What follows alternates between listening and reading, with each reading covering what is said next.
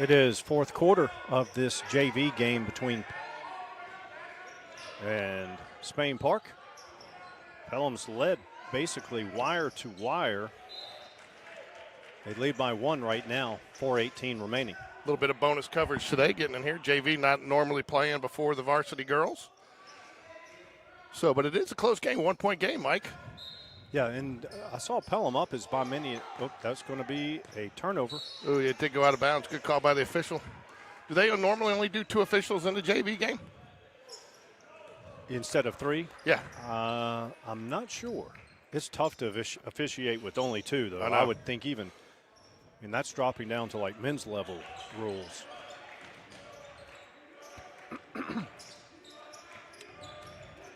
Working down in the paint, jump hook. And he scores. That's right. That is number 33. Let's see if it. He'll take a 30 timeout. Which coach took it, though? I couldn't see.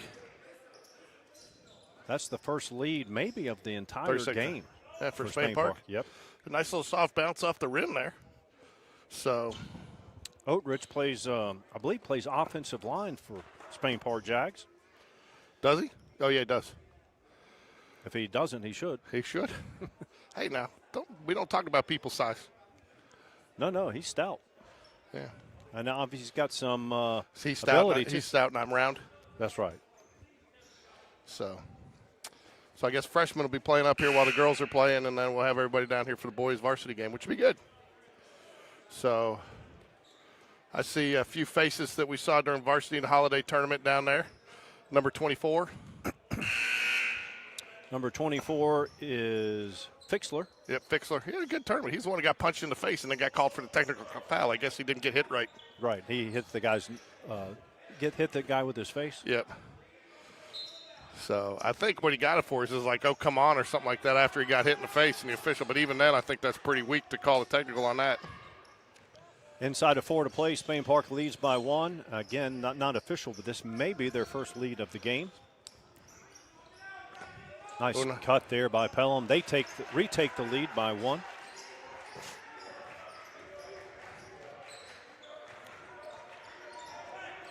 I tell you, though, it's good to cover these games because this is the future right here. It is. You know, especially with 7 seniors graduating. So. Basket does not go. 1 loss to a transfer over the holidays. That's going to get him over the back on that. Huh?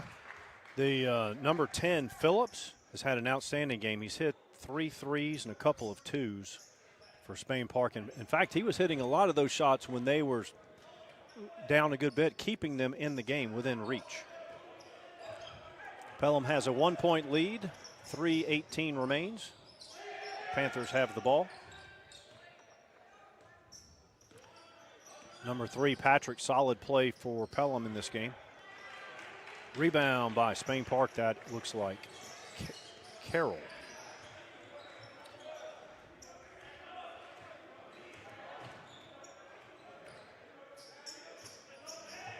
Three-pointer on the way. Count it.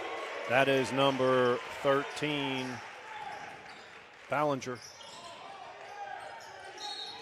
Spain Park leads by 2. 2:44 remains. They'll get Moody with the foul call there. Team foul. Let's see if it's 2 or 3. Looks like they have 2 on the scoreboard right now. Pelham only 1 team foul.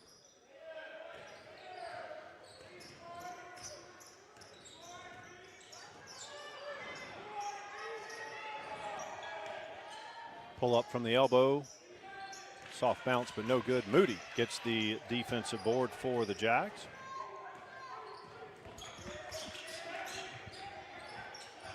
Moody has it. Looks like Pelham's in man-to-man. Drive here. Number 10 finishes the play. Phillips, 2-point bucket. Oh, that's a tough foul call right there. Both players going for the ball. Legs get tangled up. What do you think, Mike? Should have been a no call? Offensive pass interference? Yeah, what do you think? Should have been a no call there? No, I mean, it's tough anytime a player goes to the floor. You're going to probably draw a foul there, but that's there was no real – I think both players going for the ball. They just end up bouncing. You're looking at the ball, not the player, and you're running into each other. Right. Number 1, Carroll didn't turn around, so that's what got the football reference. Spain Park leads by 4. I heard Spain Park coach at the end of 3. He said, hey, guys, the team that makes the least mistakes in this fourth quarter will win. We are approaching 2 minutes to go. Probably unofficial largest lead for the Jags, at least since we've been here. Shot no good. Jackson Fixler with the rebound. Whose gain is this right here? That is that microphone over there. Okay, so we're good. Something just happened. There you go. That one over there. That's going to be Pelham ball. Ooh, that went off Spain Park. So, what's going on with mine? There we go. All right. Jags lead by 4. Inside of 2 minutes to go. Mike, you're barred from touching any electronic devices. I didn't create that or cause it. I did bring it to our cameraman and producer's attention, you being both. Yeah. Turnaround shot, soft bounce, no thought good. He was going to get it. Pelham has the ball, down 4. 1:27 remains in the fourth. Jags have 3 team fouls, Pelham only 1. Nice hands there, taken away by Carroll. Left-hander goes and finishes the play, puts the Jags up 6. Pelham calls timeout quickly. 1:11 left here, 6-point lead. So what do you do, Mike? Here, you're Pelham. What are you drawing up? Are you going to try to come down and get a 3? Try to cut the lead in half? Or just any points? You're looking for any points here? Any points. If you can get a quick 2, fine. But here's the thing. Pelham only has, we see this so often, and it's one of the drawbacks, if there is such a thing, for having the fouls reset every quarter. With Pelham only having 1 team foul, they've got to send subs in to get 3 fouls just to put them in the bonus if they're in a position to foul in order to extend the game. Yeah. Well, you've got a chance. You're going to go down and run a clean offensive set here. You've got time to run it, and still, because if you got it, then you go to full court pressure there? Oh, yeah. Yeah, you're full court all out from here on out. Take a look at Spain Park's. You got Moody, number 0, Carroll, number 1, Smith, number 3, McQueenie is number 4, Phillips, number 10. He's had a very good game. Rothman is 11. Schock is 12. Ballinger, 13. Ballinger just hit a 3. Lanzi, number 20. Kwong, 30. And Oatridge, 33. That's your roster for the Jags. Again, we just picked up coverage in the fourth quarter of this game, leading up to the Jag girls in the boys varsity game. Oh, that's an over and back. You got it. You got the call. I'll tell you, too, it's good. And that's a tough call to make with 2 officials there, one at the back, all the way in the back court, one in the front court. And that's hard to see, but a good call by the official there. Correct call. So I believe here you're going to have Pelham start fouling to put themselves in the bonus. Then they can, because they can play heads up once they get to that point for a little bit. Right. But you're down 2 possessions, and Pelham has hit some 3s. I think you try to keep them trapped here in the backcourt, though, and then foul. And now it's time to foul. Yeah, you got to foul here. Fixler put back good. Contact, no foul. Jags lead by 8. Clock is running. Not sure if I'm the Jags, if I'm full court pressure in here. But I guess if it's worked for them to this point to get back in it. Right. The Pelham led this whole game, the entire game. I was here at tip-off, and Pelham got out to a good start, held the lead the entire game. Not till about 2-3 minutes to go did Spain Park catch them and take the lead. That'll put Pelham in the bonus. Number 2. I don't know how to pronounce this name. It looks like Nguyen. N-G-U-G-E-N. So it's not like the Vietnamese Nguyen. No. Forgive me. We just got the rosters and started. This is bonus coverage. That's right. I see they have not had anybody out yet to reset the video board. See, we got William Latch in the house, so maybe we can get printed copies of the rosters. Typically means Rachel will be here. The boss. Yeah. Left-handed free throw, no good. Wow, that did hit the rim, and officials missed that one. Oh, wow. Good call by the official there. I thought that was going to go Jags ball either way.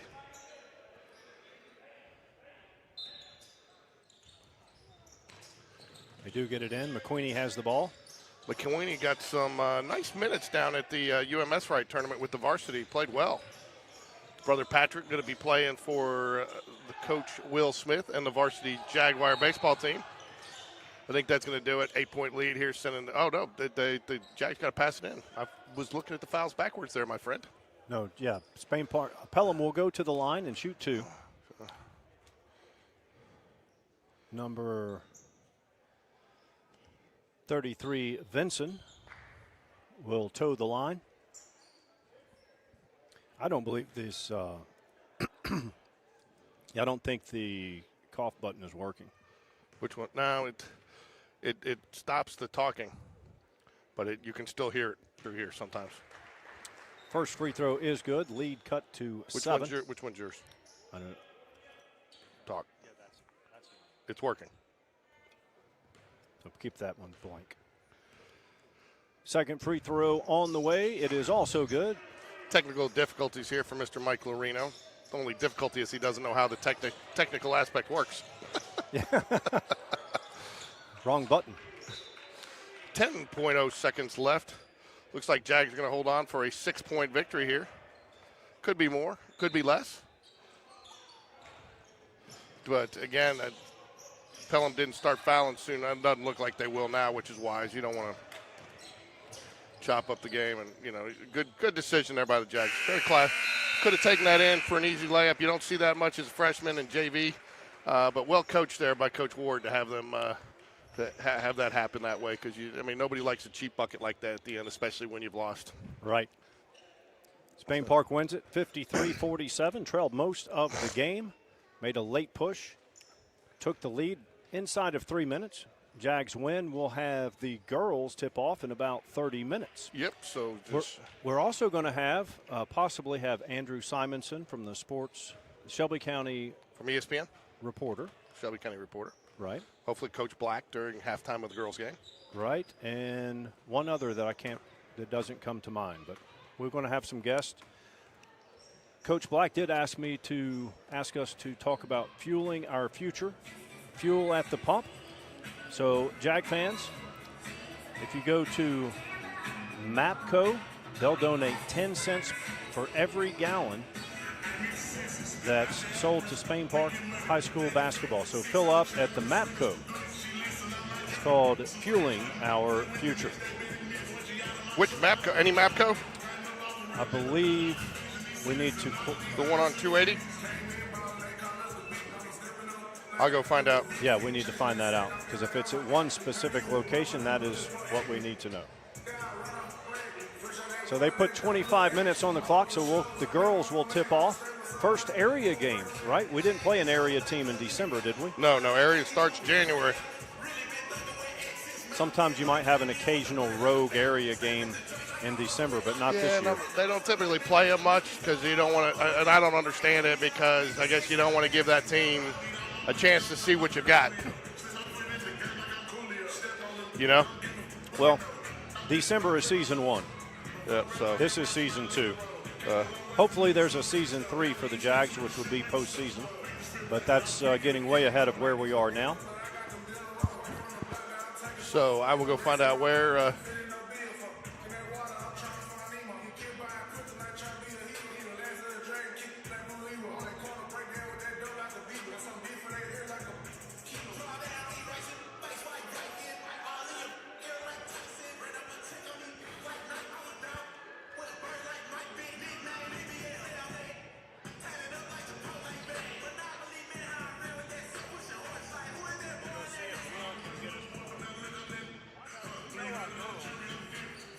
yeah, I'm not worried about ours.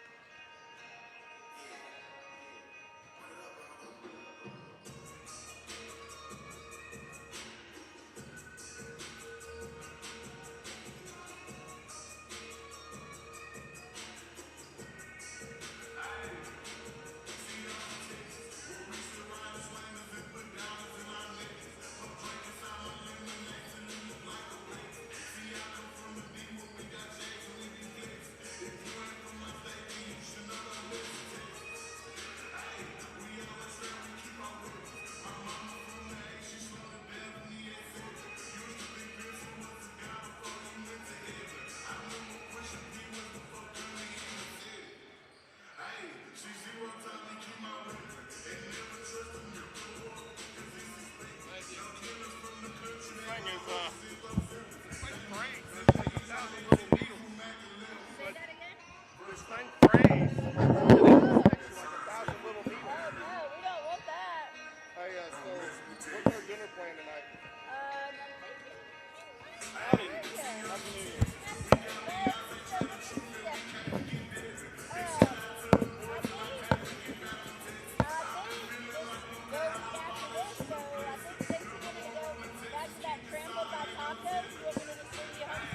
Yeah, that's fine. Unless you guys can wait a little bit, I'll pop up. It's not as hot yet. You don't want to wait that late. So bring me a couple tacos, yeah.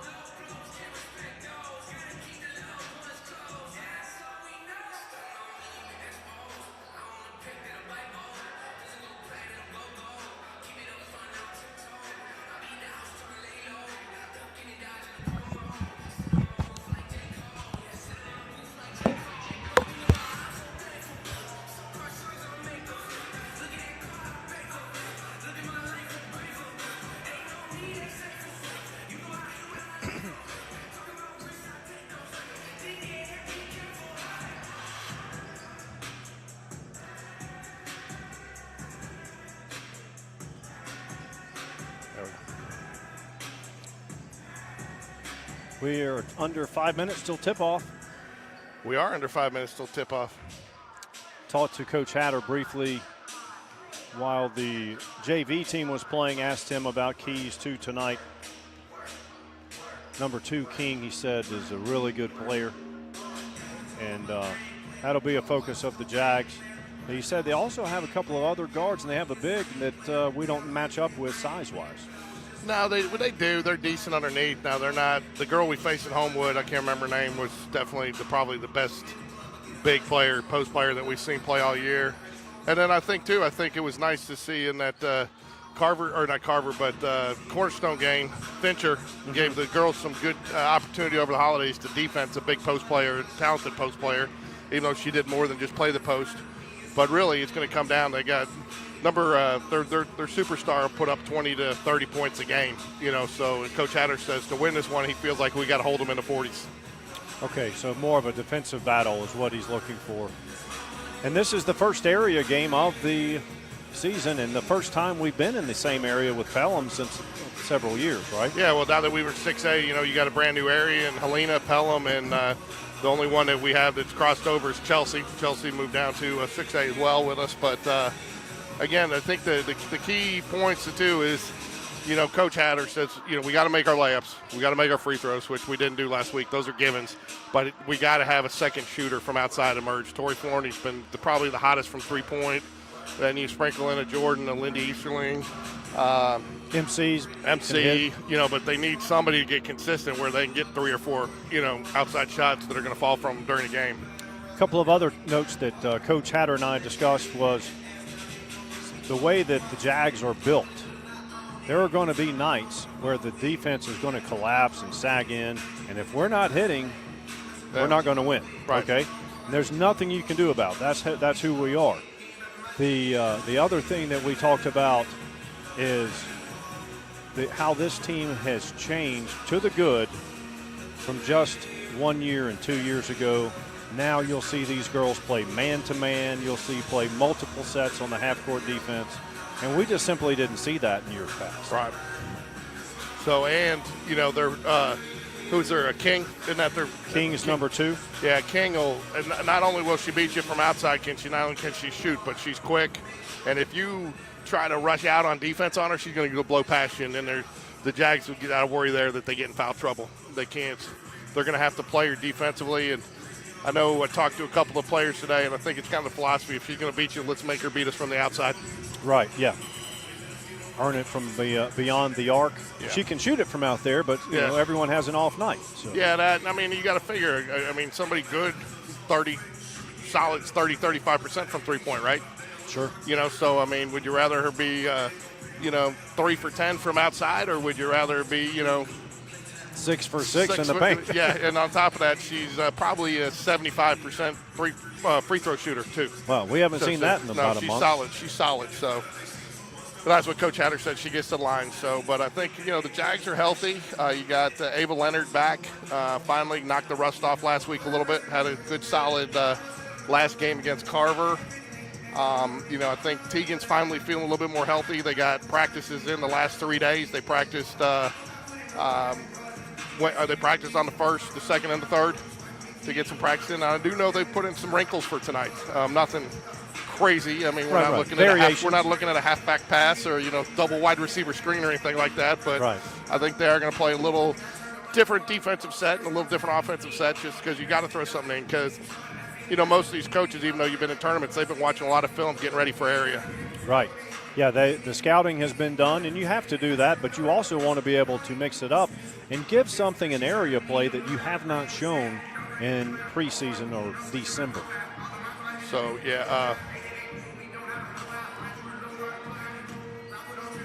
so it looks like we're getting ready time for the starters, so we'll get off camera here, and we will get ready for tonight's game action. Yeah, we're going to have 2 guests. We're going to have Coach Black at some point and Andrew Simonson from the Shelby County Reporter. We expect him to join us as well.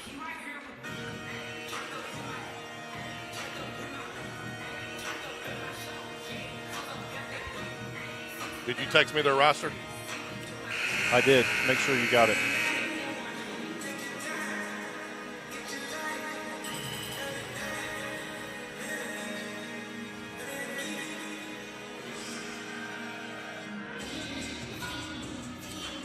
Starters for Pelham tonight will be number 1, Taylor Hollingsworth, number 2, Tiana King, number 3, Allie Barfield, number 10, Shay Gallagher, and number 32, Hannah Bankston, it looks like, Mike.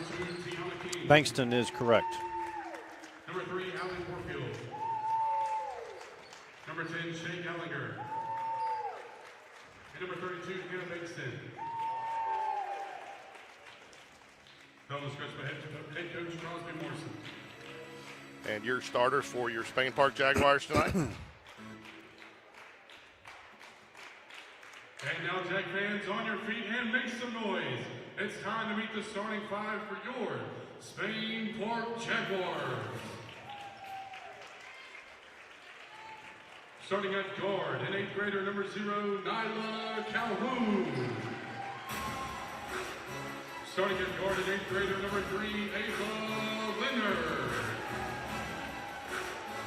Starting at forward, a senior, number 4, Tori Flournoy. Starting at forward, a senior, number 21, Tegan Huey. She's actually a junior. Right. And starting at guard, a senior, number 23, Jordan Corey. Senior night coming up on Tuesday. We'll get a promo out here during a couple of the quarter breaks here, but we got senior night coming up on Tuesday night, so we'll be back with you not only tonight but Tuesday night. And this is doubleheader action tonight. We will have the boys following the girls tonight. Yeah, hopefully I do not get snowed in Atlantic City or Philadelphia and make it back in time.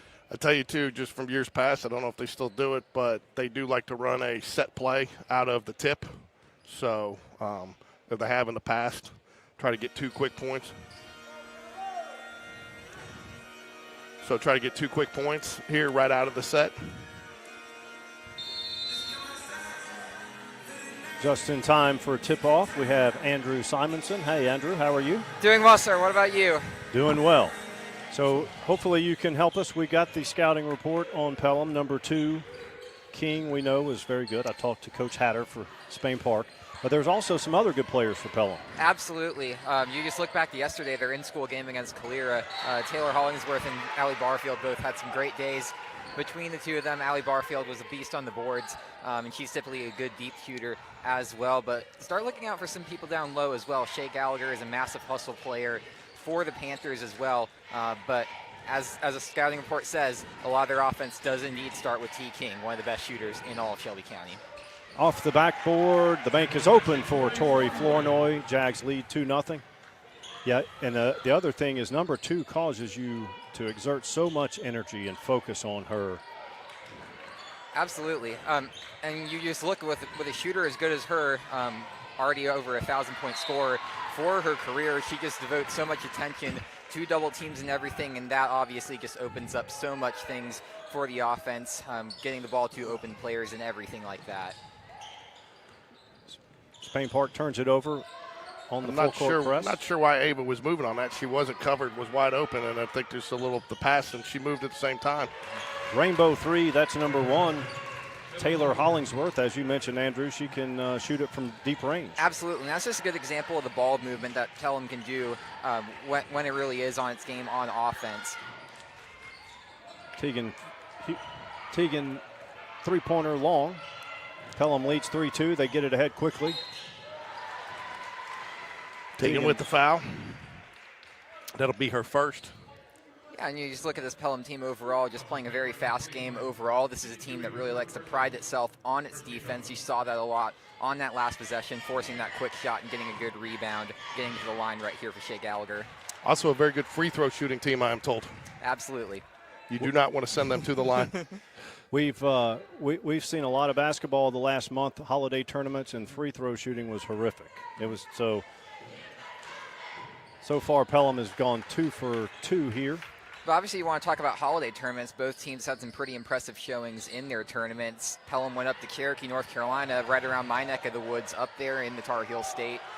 Took on some great out-of-state competition up there as well. And then look at Spain Park, just right here, winning the Jag Challenge, hosting right here at Spain Park High School, playing some really talented teams and walking away with the trio of victories. Ava Leonard banks it in. 5-4, 6-12 remaining in the first.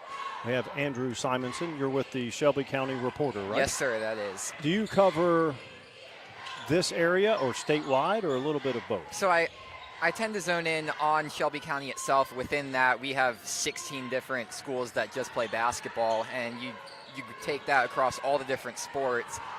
It's a lot of coverage on its own, and we try to give love to all the schools throughout the area, including both Spain Park and Pelham. This is a great county matchup for us right here tonight. I'm really glad to be here watching these two teams very much on the rise within Shelby County. George and I are excited to be in the same area as Helena and Pelham. It's been a while, and with Spain Park moving to 6A. Absolutely. You look at just this area overall, obviously losing Briarwood and gaining Spain Park within this Class 6A area, and then the Jags obviously coming down from Class 7A. It still brings a lot of the same local rivalries that you were getting up in Class 7A with the Jags against some of the teams that they battled up there, and just now getting some really good opportunities. Still preserving that rivalry with Chelsea, and then obviously Helena and Pelham, just two absolute standout basketball programs throughout the years.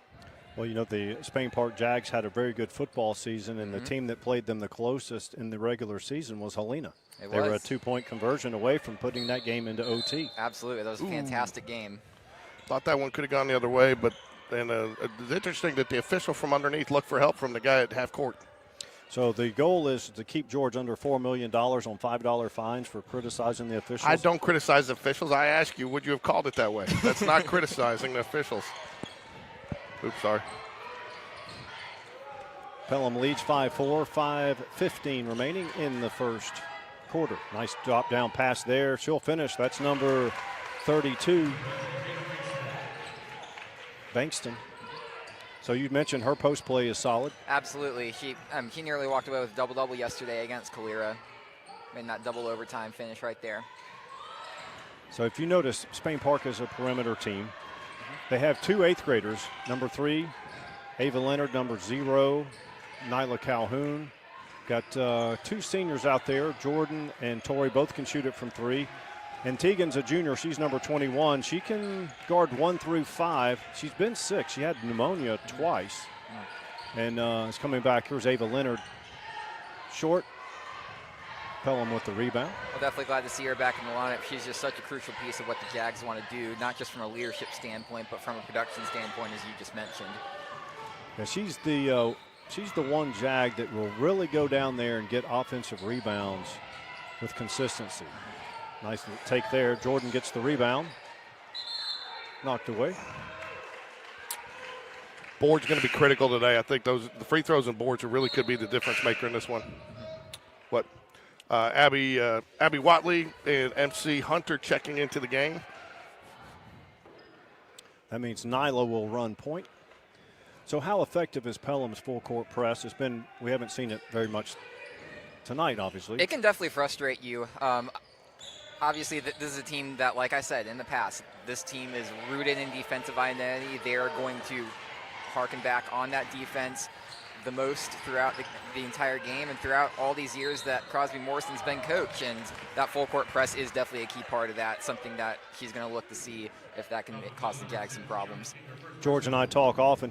Schemes are nice, X's and O's are great, but if you don't have the talent and the speed and the quickness to run certain sets, it's not going to work. So obviously with Pelham, they have the athleticism to run that full court press. Absolutely, and you just look at them overall, like what they've really done a good job over the years is continuing that identity while having changing faces. Like obviously high school sports it's a revolving door of faces, and you have to adjust to a new player set basically every single year. So the fact that they've been able to not just keep their identity, but relatively maintain their level of consistency in terms of being one of the top teams within Class 6A, it's definitely impressive. Although this year, obviously, losing a couple key players, and most notably Karma Wynn, a guard from Tulane, their first ever D1 signing actually as a program, and that will likely be the next D1 signing right over there is T. King as well. Just those two were a phenomenal backcourt last year, and now King's running the show this year. Yeah, the turnover in high school sports is not quite like college nowadays, because college you have transfer portals and all of that craziness. But still, for instance, when these girls at Spain Park 2 years ago, the goal was to try to get it across half court and throw up a 3. Exactly, and now you look at what a legendary coach like John Hatter's done, somebody who, as I'm sure many of you guys know, was an incredible coach over at Vincent down there on the boys in the 2A level. Now he's come up, stepped up first in Class 7A girls, now down to 6A girls, and saw some steps last year. But now you can definitely see as those wins start to stack up and those performances get better and this team, this really young team, starts to come together, there's some real life and excitement within this program. And all hats off to John Hatter for what he's done with Spain Park so far. And they've got themselves into a position where I think they could be real contenders to advance the sub-regionals this year. Yeah, you mentioned that too, and I don't know how much you get an opportunity to follow down at Barry, but he's done a good job rebuilding the Jaguar program from down there from 7th and 8th grade up. And I think the Jags are going to be somebody to contend with in the year's future. Absolutely. I mean, you look at two of the best players right here, both middle schoolers, and if that just says anything about what's going down there at Barry, it's just an absolute testament to what he's doing over there, building that pipeline for what Hatter can do right up here at Spain Park. So you mentioned losing some talent. I know this Pelham Panthers team has made the Final Four a couple times in the last. Do they have that talent to make it there this year? I'm not entirely sure, just because Class 6A, it's always one of the most loaded classifications, and we've seen definitely this year that there are plenty of teams that can do that and make it so far. I think one of the teams in this area, Chelsea, certainly has what it takes to make a deep run. But for Pelham, I think this is a little bit of a transitional year for them. They're definitely going to be one of the contenders to get out of here in sub-regionals and could definitely make some noise if they advance out. But I think time will tell throughout area play as they meet these tests like Pelham, like Helena, like Spain Park, like Chelsea, how deep they will go. But some of these non-conference results and non-area results, they've really been encouraging for what I've seen from this Panthers team so far. Yeah, you kind of hit on something that's been a little bit of a pet peeve of mine that everybody always talks about dropping down to 6A, but I mean, and just about all classifications that I've paid attention to, it's almost tougher to get through 6A than it is 7A because it's, to your point, it is so loaded. Honestly, 7A really is top heavy to where it's kind of difficult to crack into that top spot, but still some great competition throughout there. But you look at 6A, top to bottom, I really do think it is one of the most talented classifications in all of Alabama, and you see a lot of really great athletics being played across all sports at here. And you look at Spain Park overall, no step down whatsoever in the areas going from 7A to 6A. Super competitive across the board. One thing, and they're going to let this game be physical, so that's going to be the advantage of Pelham because they're bigger, stronger, and faster. And like, for instance, Nyla being an 8th grader, she's an outstanding player. Ava's an 8th grader. They're not as big as strong as these upper classes. Definitely, and you look at it in the post as well, Hannah Bankston being down there has really helped them out. And then Shay Gallagher also coming in. Those players have some size advantage over Spain Park, and to this point have really been strong on the boards. We'll have to see as Gallagher comes in for Bankston if that's going to continue, as the Panthers still have a 9-5 lead and still pretty defensive first quarter right now. Sure, and they're playing a 2-3 zone right now. Looks like they go very deep. They've played at least 9 players to this point, it looks like. And that's typical for Pelham. Scoring will be a little bit more concentrated, but they do definitely like to utilize their deep bench to get these players involved. I'd look for Coach Hatter maybe with this 2-3 zone to try to extend it a little bit, get them into a man situation, maybe just stand out, pass it out front, try to draw them out of it. Well, the problem is you can do that when you have the lead, but when you don't have the lead, there's no incentive for the defense to come out. Absolutely. No, I get it, but I think he's going to want to. Good dish down there. It goes off the rim. Ooh. It'll stay Pelham ball. 24 seconds remains. They lead Panthers 9-5.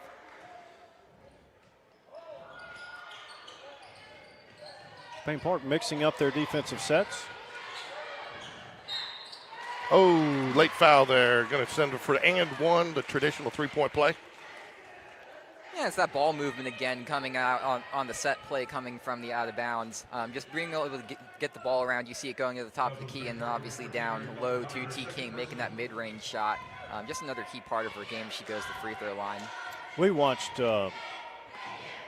Cornerstone had a girl named Fincher who was a really good player. And we saw Carver had 2 good players in their backcourt. But this Pelham team, this is kind of like baptism by fire for Spain Park because they haven't seen 3 to 4 girls on the court at the same time. that have the ability that this Pelham team does. And with all due respect to the teams that Spain Park faced in the Jag Challenge, this was always going to be a step up. You look at a team like Cornerstone, typically a Class 2A opposition. Carver, 6A, but not typically around the level where Pelham is a consistent Class 6A contender. This was always going to be the test to see how far they could really go in area play. Obviously, Pelham building out a little bit of a lead right now, but make a couple three-pointers. This could be well within reach. I think part of the critical component here is what we're 0 for 4, 0 for 5 from the free throw line, and I mean you hit even half of those. This is a different game. Absolutely. Haven't hit a three. Continue struggles at the line. The end of one, it is Pelham 12 and Spain Park 5. So as far as the area, not to put you in a bad spot, but so would Pelham be the favorite? Are we looking at Pelham, Chelsea? Is those the Chelsea top two? would, if I had to guess, I'd say Chelsea. Absolutely. Chelsea, you look at what they've done over the last couple of years and what they have coming back this year, they've already done just an incredible job of parlaying their success from Class 7A into Class 6A. I know a lot of people around the Chelsea community were really glad that they dropped down to Class 6A because they didn't see as much success in other sports, but you look at what Chelsea was able to do last year in Class 7A. Only had 6 losses the entire season. 4 of them were to Hewitt-Trussville, the eventual runner-up in the entire state. And they just played really well throughout the season. Haley Trotter, the Shelby County Player of the Year. She's just 1/3 of a big three for them. That includes Sadie Schwally and Caroline Brown. That has a really good three-point identity, has a lot of really strong defense that they really harken back on, kind of like this Pelham team, as a strong suit for them. And it's quickly becoming a big four for them because Olivia Pryor, their guard back there, has really become one of the next underclassmen to really step up as one of the future stars within this entire area. So I definitely like them as the favorites within this. But I do think the 3 teams in this are a little bit closer than I think some people would like to admit. Just with the steps that Spain Park and Helena have taken, it won't be easy for Pelham to be able to secure that two spot, in my opinion. So I think we're in for a really competitive set of 6 games for each of these teams. You want to make it in, but you don't want to be team number 4, right? Absolutely. You do not want to have to go on the road in sub-regionals, or you do not have to go be the 4 seed going into somebody else's arena and playing them in that area tournament semifinal, because that makes it a very difficult path going into sub-regionals. But just about anything can happen. So I'm not going to ask you to rank all 4, but what would you do? I mean, you got Chelsea, obviously the top in the area. Who would you put at number 2, Pelham or Helena? I'd probably put Pelham. That's what that was my guess as well. I think Spain Park is in that 3-4 range until they prove, and they finished 4th the last couple of years. They got to prove that they can, win one of these, especially at home. Definitely. I will give Helena this. They're in a similar situation under John Hatter, where they have a second-year coach in Lake Graham, a little bit more veteran talent than Spain Park, but I think definitely a team that's still going to want to shoot the 3, still going to want to win some games off of defense. So I think that game in particular is going to be incredibly competitive, but you've got to win a game like this here against Pelham if you want to work your way into the top 2 seeds going into the area tournament. Scheduling-wise, do you think it's odd? And I thought it was interesting. Spain Park plays all 3 of their area games at home right out of the gate, and then 3 on the road. Was that kind of consistent through this area, through this region area? It's typically not, and it's definitely an interesting setup. Obviously, with high school basketball, these home court advantages are so important. You get all these students in here. You create these incredible atmospheres. I really do think it's an interesting one, but you look at consistently across other sports, I feel like a lot of coaches kind of just believe that the games are the games no matter where they are played. Obviously, you get a little bit of boost in front of your home fans, but they're just going to go out and play ball. They're going to do what they're going to do regardless of whether they're home or away. So it'll be interesting to see if that affects things, but I still think that these games are going to wind up being pretty even, mostly across the board. I agree with you in the most part as far as games are games, no matter where you play, except if you're at Homewood. I think Homewood's got one of the best home court advantages down in that hole, in that gym, First week I was here for fall sports last year because I came onto the job in May 2023, so I had a few months before I stepped in to covering regular sports. Obviously, I've covered football for the past 5 years here in Shelby County, but going down to Homewood for my first volleyball match there, they had an in-school game against Chelsea. and my God, that was the loudest environment I've ever been in. It rivals all the playoff atmospheres I've been in since I started this job. They can make that gym loud, and they can make it packed if they want to. And I don't know if it's the optics, but Spain Park, every time I've been there, has never shot well. They're boys or girls, and I think that lower ceiling just changes the optics just a little bit, you know? Yeah, I mean, you hear, like when teams go to the Final Four in men's basketball in college, that increased line of depth, that sometimes affects people. Obviously, I've never shot here in this gym. I can't really speak to whether that's a thing, but I am kind of curious if some of these players would say that is a thing versus places like Pelham and Helena where they're a little bit more close together. Real quick, our viewers, if you'll look in the chat, we have a trivia question up there for $10 at the concession stand. These former Jag brothers wrestled at Spain Park and went on to wrestle at Maryland and Pennsylvania. So that gets $10, plus you get a Jacksonville State t-shirt as well. It's a pretty good deal, and a great shout-out to a great wrestling program here at Spain Park. Look at Bradley Williams, an undefeated season for him so far, doing some great things here for the Jags. When will they go into, do they do region or area for wrestling? They do three-pointer, long three-pointer. They do regions, and region duels will be next Friday over at Pelham, so interesting to see who comes out in that team competition, and then sectionals and states will be as we get closer to February, so we're getting right into the heat of it with wrestling season so far. Spain Park had cut the lead to 3, 12-9, and then right on cue, King hits a deep, deep three from the right wing. Extends the lead back to 6. Torrey from deep. Long. It's a little deep for her, in my opinion. It's going to stay here with Spain Park, though. Little deep for Torrey, but I get what she's trying to do there. And but that's a little. I mean, I know she hits it from deep, but that was a little deep. Yeah, well, the Pelham is creating that too. They're forcing them. If you're going to get a shot, it's going to be out of your comfort zone. Absolutely, getting in their grill, forcing that deep shot from Torrey Flournoy. Obviously, I know all these players want to give them a spark and make this back into a one-possession game, but definitely got to be smart on shot selection for sure. Ava, long three from the top of the key. Count it. Back to a three-point lead. Just like I mentioned, just a two-possession game for most of this. Any kind of shots whatsoever could really flip the momentum of this game. You know, you mentioned Coach John Hatter. One thing that he's impressed me with, Andrew, since he's been here at Spain Park is his halftime adjustments. He has the ability to make a lot of adjustments at halftime. So that's where, and if you go look at a lot of the Jags games this year, if they can be in it at halftime, they're definitely in it the second half. It's the games that they have been at halftime that they don't seem to be able to find a way to get back in. Absolutely. Pelham leads by 3, 4:23 remaining in the second quarter. Turnover. Uncharacteristic turnover there by Pelham, but a chance to tie the game here. And that was almost 2 back-to-back turnovers for them. Got a touchdown there low to keep them in possession over there, but then giving away right there, just giving Spain Park another chance to tie this ball game up. That's one thing I do know the Jags. They put a little wrinkle or play a little different defense than they've been used to, and, you know, maybe Pelham didn't have the chance to totally scheme for that and seeing something, a little different look than maybe what they were prepared for.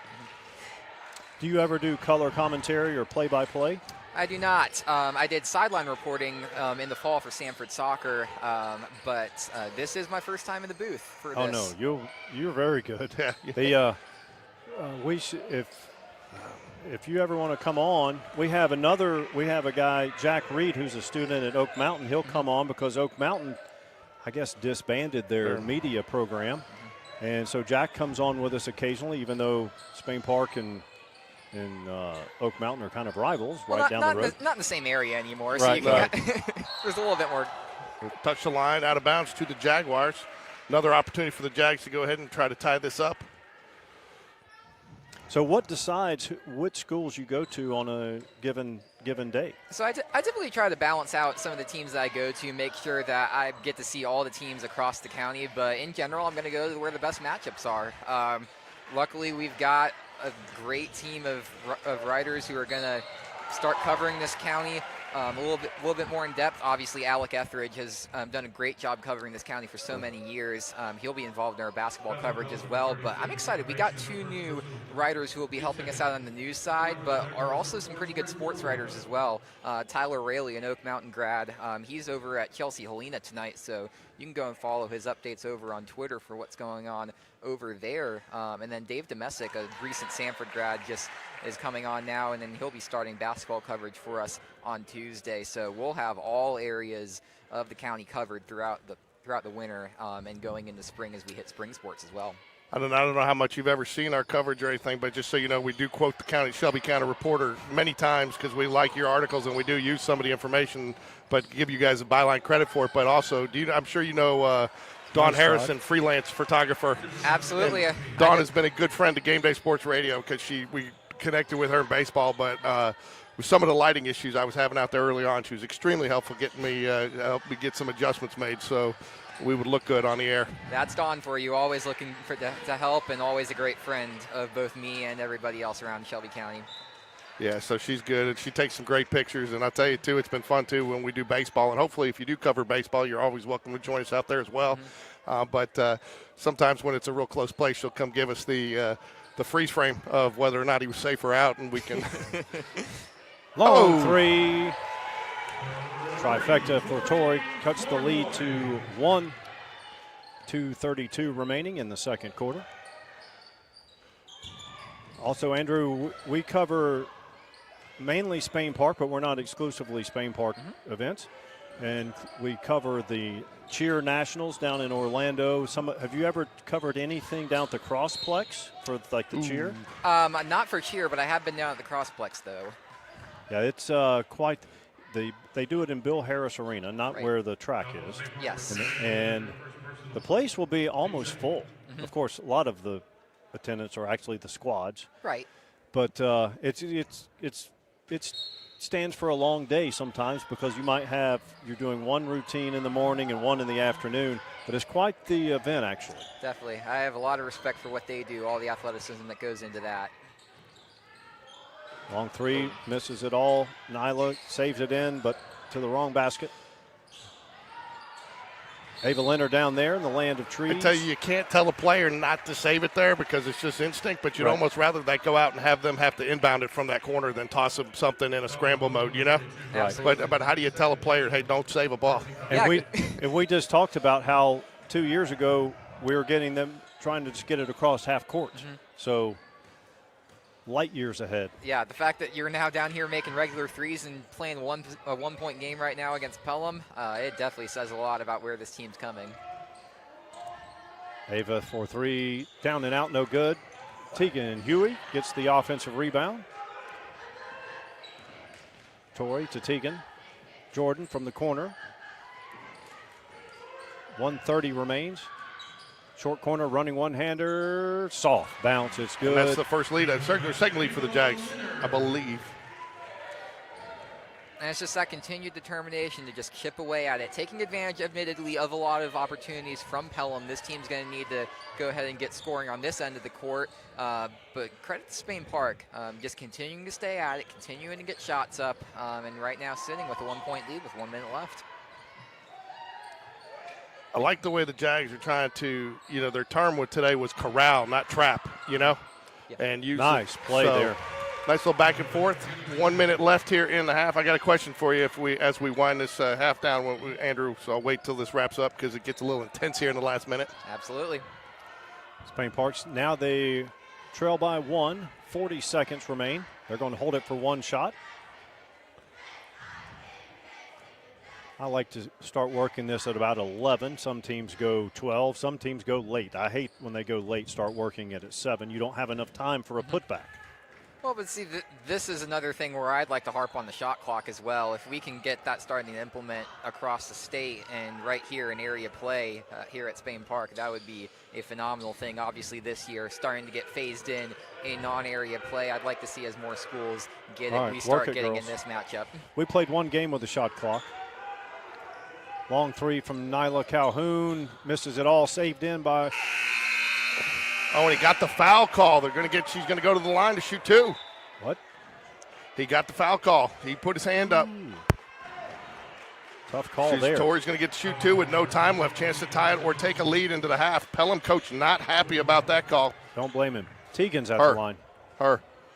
And well, I you better was be looking at the assistant. Was not happy. Well, Coach Monroe will dispute those calls from time to time as well. You got to be careful there, though. That's where did you see the down at UMS Wright? They gave it. Oh, down at UMS Wright, they got a technical for a assistant coach. Oh, 0.3. They did put a little time back on the clock, so they can be up there. No chance. Can they tip it back in with 0.3? Nope. You can't tip it with 0.3. I think you tip with 0.2. 0.3 is in college. It's tippable. Catch and shoot is 0.6. So. I mean, we don't have instant replay here, so there might be a little bit of more leeway here. I'm honestly interested why we even ended up with 0.3 here on the clock. Yeah. Well, they have to put something on there in order to validate the foul call, exactly. which was a really tough call for Pelham. Yeah. No, because, I mean, you could get fouled before the clock expires while the shot's in the air. So they absolutely, yeah. Wait, what happened? What happened to the first free throw? I guess they said that they needed him up because and that's what she's arguing. So they said they needed him up there because there was no time. But I think so tie game here. It's going to be. I wouldn't say I'm surprised, but I'm encouraged to see where the Jags are. The question I was going to ask you, Andrew, is you talk about. Do you see a different style of coaching from coaches when they get into area play because there is a little bit more, and maybe leading up to it, you're doing a little bit more teaching and fundamentals and developmental heading into area play? I would just say there's a lot less pressure in that in terms of where you're going to be able to try some new things, be able to implement your players, kind of like you said. But you definitely want to keep things consistent enough to where you're going to be able to continue on what you built in non-area play into these important games. Because you do have a long runway until area play to where you can kind of experiment, get some things going. But it's too long of a season to not want to play consistent basketball throughout the year, especially once you get to these crucial 6 games. And the other thing I was going to ask you, give you a chance just to promo a little bit, Shelby County Reporter, tell people who may not, I mean, everybody should be familiar with it here, but for those that aren't, I mean, it's more than just sports. I mean, it's everything. It's a total community living newspaper, right? Absolutely, and if you live around the 280 area, definitely check out our coverage. We're doing some great things here in and around the area, and no matter where you are within the county, we've got great news, coverage of local community events, and obviously sports going on here. So definitely check us out. We're on Facebook and on Twitter as well, and on Instagram as well, at Shelby County Reporter. So definitely follow us on all of those channels and check out our website, shelbycountyreporter.com. We got a hard-working team of people who I'm really, really proud to work with and really proud to call my colleagues. And the other one I wanted to ask you, and this is, our sister school, we like to call them here, Hoover. Is there anybody in the state that can beat them, the boys? No. I'm just going to go ahead and say it. I mean, when you're trading out a guy like Brown for a sophomore that's 6'11", I mean, and they're both could be starting anywhere. I mean, that's almost not fair. Sheffield's at 6'10" coming off the bench. He's insane. Just having that much depth and D1 talent in one roster. I mean, they're nationally ranked for a reason. It's going to be incredibly hard to beat them. What about the question I was going to ask? And we've seen the girls play, and the girls are good. We're not going to, but they're not. They're missing a little talent as well that they've had the last couple of years, especially when you got a National Player of the Year and stuff like that. Can they? Where do you see them falling throughout area and into the playoffs? I think they're definitely still going to be a threat. Hoover is always Hoover. You look at the consistency that they've shown over the years, you'd honestly be stupid to count them out, especially with the way their coach and everybody likes to play. They'll use literally anything as motivation to keep them going along, even though entering the year you could obviously say back-to-back champions. It definitely leans towards their favor, but got a lot of exciting programs across the state that could challenge them. I would put them right up there at the top, but it's going to definitely be an interesting year for them. And what about Vestavia? I mean, that's tough to have those two teams in the same area, but Vestavia is solid, and this is probably one of the best shots at it because they have a lot of seniors, don't they? Absolutely. You look at what Sarah Gordon and all those players are doing over there for them. Vestavia Hills can threaten with just about anybody. A little bit of ups and downs throughout the year, but I would not be surprised if that team winds up towards the top when it comes to the playoffs. I don't think it's going to be quite like it was last year where this area decides who's going to make the title game, but I really do think that you could get at least two Final Four teams out of that area. And it's my understanding as well they have changed the playoff format so you're not playing a game and then meeting back up with the area, correct? It's a little bit more staggered and scattered. I'm not entirely sure about that. I would have to go back and look at that. I know it's coming. I just can't remember if it's this year or next year because, again, I think it's on – you go play your area, you got to play a team, then you go to playoffs, and then you go to play your area again. It's just almost, and then again you have almost last year, I think 2 years ago, you had Vestavia and Hoover playing in the second round, and a lot of people thought those should have been the two teams in the championship. Well, as far as area, is it still going to be at one site? Is that Yeah, how the area's areas? still one site. Who is hosting it? Do we the know? team that finished first. So Okay. that's why these games are so important. So if you come out of first out of area, you host, you play the 1-4, and then the 2-3 games there. For the COVID years, they did switch it up to 1 year where four played at 1 and 3 played at 2 to try to keep people spread out farther. But now the post-COVID era, we're back to number 1 host them all, right? We're going to cover the area tournament. Yes, if we can. Some schools, we got to get permission on those from different schools. Okay. So, if we do, we welcome you to bring your insight on that. And what makes that a challenge, though, too, is, you don't have boys and girls. So your area is, you can have the boys could be at Chelsea for the area and we could be at Pelham. Right. Oh, yeah. Or you could both wind up here. Yeah. Could always happen. You never know. Well, last year the boys finally won the area. Oh, wait, area is basketball, region is football, right? Yes, they won the area in regular season, went undefeated in the area, and then got bounced by Chelsea in the first round. I know, the last place team. Yes, we broadcast that game. Were you here for that game? I was here for that game. The official broke his foot. We had a 15-minute stoppage of play, and I even commented, I really thought the Chelsea coach did a great job in that game, just keeping his team loose on the floor and basically telling them, hey, we got to reset here. And I thought Chelsea came out, played much looser and a lot more. We got nothing to lose, and that's why they came back and won it. Absolutely. I mean, you looked at this area from top to bottom last year, and it really was a competitive area to where anybody could beat anybody on any given night. It just so happened that Spain Park won all 6 games in front of it in regular season area play, but Chelsea was a live dog coming into that game. And the fact that they went ahead and won it all, well, obviously a little bit unlikely since they were the 4 seed. I don't think it was as surprising simply because they've got a really good team over there. They had some great talent last year, and they're always well coached enough under Nicholas Bomba to where they're never going to give up. They're never going to give in. Now, last year they had Futch and Lanzi. Yeah, and then both of those are gone this year. They're both gone, so they're in a little bit of a rebuilding mode this year.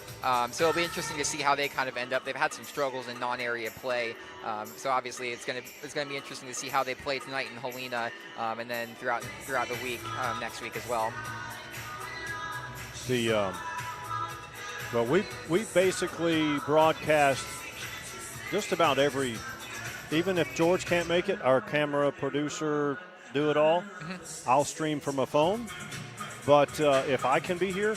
But anytime you're here for our games and you want to join us, come on, and because we don't have the knowledge of all the other teams like you. I mean, you had some great insight to the broadcast. And I tell you, that's one thing too. High school sports services, other than that's why I appreciate what you guys do. And a lot of times, I use a lot of times too. I do a show for Coach V during the season, and we do some. It's been a little harder with both coaches getting going this year with basketball, and I did definitely do with Coach Smith in baseball. But Max Preps, it's a crapshoot what kind of information you're going to get off of them. And I do Prep Baseball report for baseball is pretty good, and we talk to those guys some. I don't know if you know those guys at Prep Baseball, but I get some pretty good information out of them. But for the most part, I get a lot of quotes from coaches about upcoming games, past games coming off of your all site. So. Well, I appreciate all the love that you guys are giving. Obviously, it's definitely a lot of hard work, but guys like you definitely make it worth it. And getting out to see great games like this, always looking forward to it. So I appreciate you guys having me on. Well, remember, you can go to our channel and click the live tab and watch. I know it's counterintuitive, but you can click the live tab and watch the replay. And then we've started to, like these basketball games, we go ahead and categorize them into the basketball channel. So if you need to do some research and follow up and don't want to go to Huddle or whatever, it's got some, it's got the broadcast on it. So viewers at home. I don't know what's happened with Huddle, but over the last week, I don't know if they had a white 2025 glitch or what, but I had several coaches ask me to send us our film because Huddle went down, their camera went down, they couldn't get it loaded, so. Yeah, never good timing for Huddle to go down, but especially with area play starting to get going, right. Definitely not great. The peak of scouting, right? Exactly, when you want to get to know these teams the best. So where will you be? Where will you be this weekend? Well, this Saturday and Sunday, I thankfully have off. Okay. We don't have any high school action going on, and then. I forget where I am next Tuesday, but next Friday I will be at Helena Pelham. Such a great matchup that they have down there, that rivalry they've got going, and I try not to miss those games whenever I can. So yeah, well, you got to figure at least probably a 2 matchup. They're probably playing for the 2 seed. If one of them could squeak out a win against Chelsea, maybe get a 1 seed, but that's a critical game for one of those 2 teams. It absolutely is. And you look at the intensity that those teams bring as well. It's always really good. So, Is Coach Black going to come on too? now he said he's going to the locker room, but he'll come back, he said. So I did not expect to be tied at the half. I thought that Pelham was going to have the lead at the half, and they had the lead for the majority of the first half, and Spain Park came back. And it wasn't a gimmick defense, but it was a defense that we haven't seen Spain Park use, and they were just trying to have the number 2 funnel the ball to a teammate, get it out of her hands. Yeah, it was just a great game plan from John Hatter, and I'll be interested to see if we get some adjustments on Pelham's side going into the second half, and then you look at Spain Park as well, if they're going to be able to continue that, be able to keep that defensive momentum going. I think these opening minutes of the third quarter are going to be really crucial to decide who winds up with the momentum that's going to carry them to victory. Coach Hatter told George he wanted to keep the game in the 40s. Well, first part is accomplished. Exactly. Both teams are under 20 at the half. You're pacing for 38 points aside right now. Might be first to 40 wins. I got to think, too, and if you guys let me know if you disagree, that the Jags have to have pulled some confidence out of that first half for the first time in a couple years in area play, being competitive in a game. Absolutely, and you look at some of these players. Obviously, you got the 8th graders who maybe haven't been here as long, obviously playing last year as 7th graders, but just a young team overall. But they do have some experience, and that experience has not been great, as you've said. And really just getting to a point right now where they can start seeing the fruits of their labor and getting to a point where they're tied at an area game at halftime. Pelham coach not happy. You can see her shaking her head, and he is trying to pull them. If she doesn't like it, come out and play man-to-man instead of sitting in the 2-3. Yeah, so Coach Hatter definitely, I told you, he would try to get them into a man situation. I think Ava will dribble this up there for the full 7-17 absolutely. if Pelham lets her. That's right. And if Pelham wants to, and Spain Park will shorten the game. And this would be a shot clock violation if we had a shot clock by now. I'm not going to blame Coach Hatter at all for playing the rules.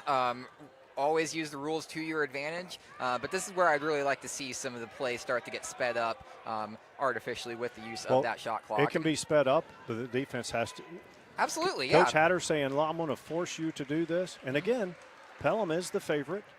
So if you can shorten the game at any level of competition, you shorten the game. Exactly.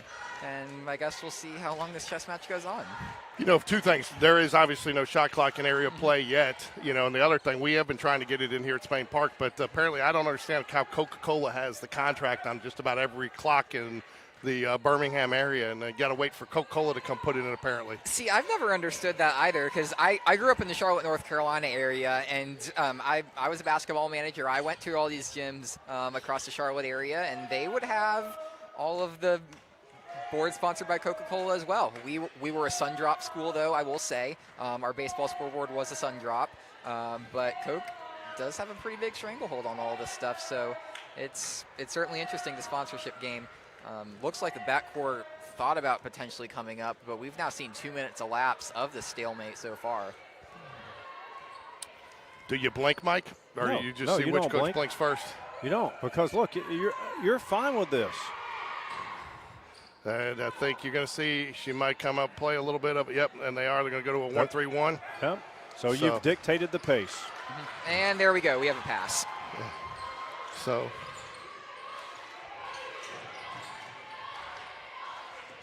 nice save there by Ava Leonard in the corner for Jordan. 3-point basket. Oh, can't go get it go down. It was a good look, though, for the Jaguars. Was a good look. Tied at 19, 5:12 remaining in the third quarter. Long three. Good. That is number 1, Hollingsworth. And see, there's the negative part of some of these time stalling activities. Obviously, you look at some of these other sports like football, soccer, all these other sports with time involved in them. You can take time off, but it doesn't do you any good when you start trailing. Right.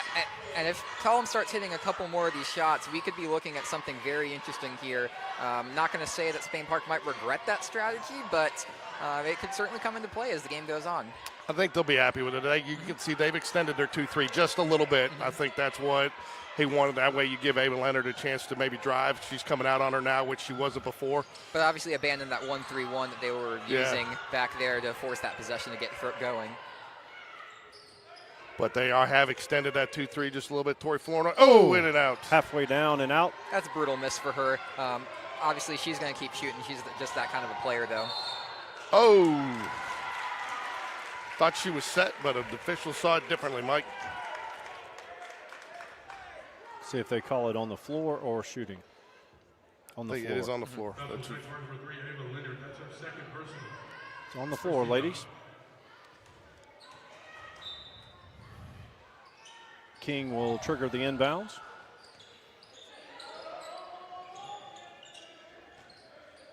The other reason to force the your opponent. That's a good pass down low. Yep, putback is good. And that's why by those number offensive 10. rebounds are so crucial. Just having those two players in Bankston and Gallagher to get those rebounds, it's really helping out Pelham. And now they've got the momentum. They've got a little bit of energy going for them now with this 5-point lead.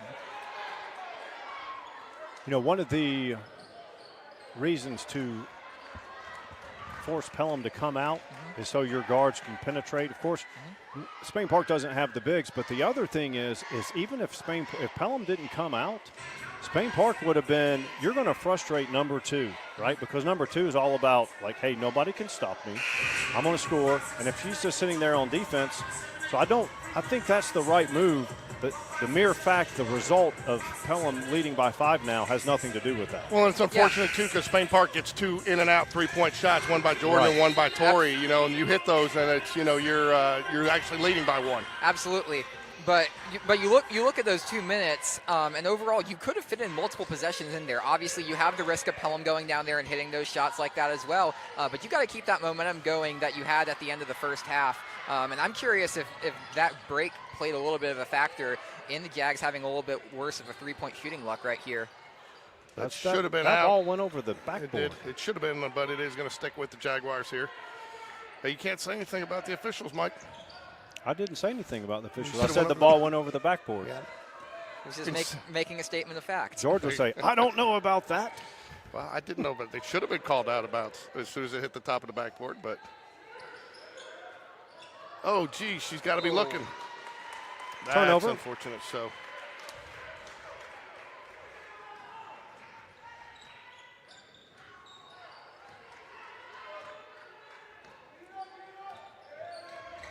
Spain Park extending out, trying to get the ball, funnel the ball to where they want it.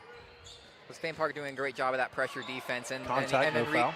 And then still retreating back into a solid defense right there. Obviously coming up with that off of the rebound right there. Or the deflection, I should say.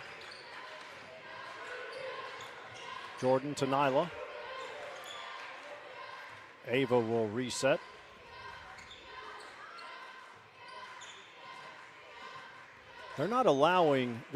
Jags are not getting open threes. That was a great move into the post there, but just running into somebody like Shea Gallagher, she's got the defensive acumen to take that down, and with a little couple of inches on her as well, she's going to make those plays more often than not.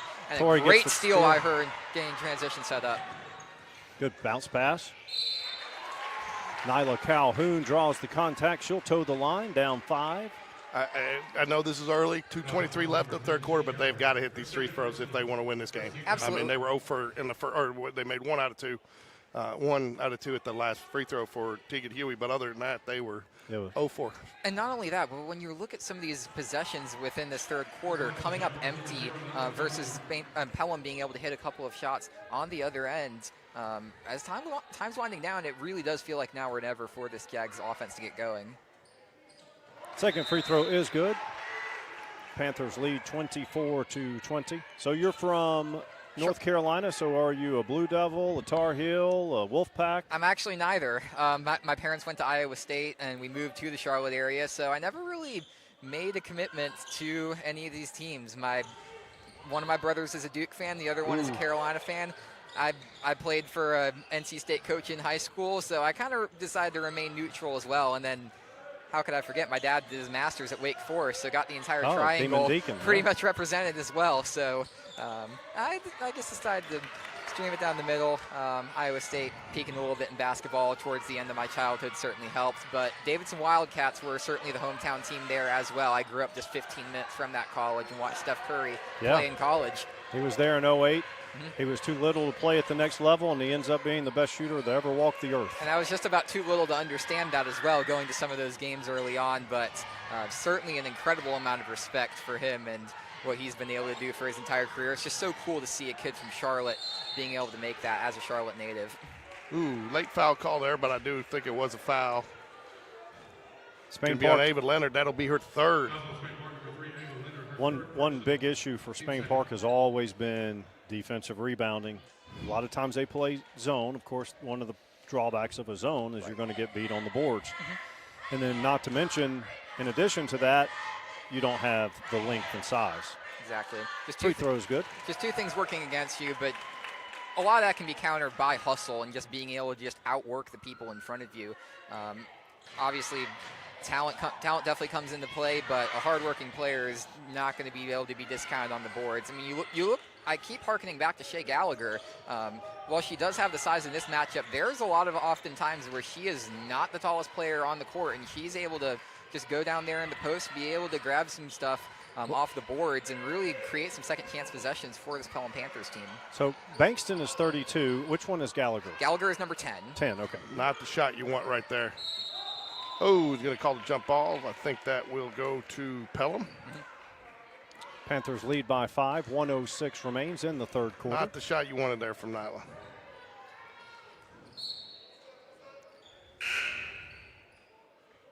I know this is the first area game, George, but we have only seen 6 players for And the Jags. MC's no, you see 7 because MC and Abby Watley both checked in. Right. Yeah, they So- both came in the first So half. you see the two of them.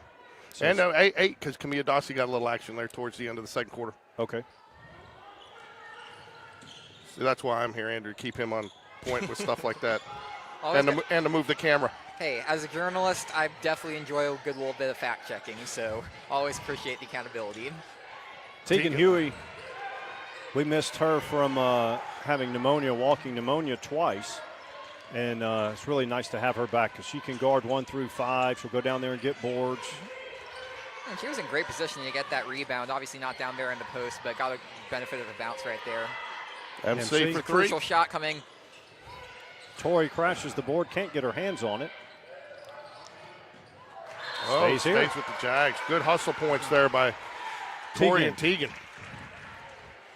Yeah, obviously you don't get the quick points off the turnovers off of there, but you do get the benefit of possession. So just getting down there and contesting, always crucial because you never know what's going to happen. So what are you doing here, Mike? Last 22 seconds, just trying to get your starters, some of your players, just a little extra rest there. You're talking about from Pelham? Yeah. Yes. You don't want to getting a foul. Tori, 3-pointer, short. Thinks it was hit.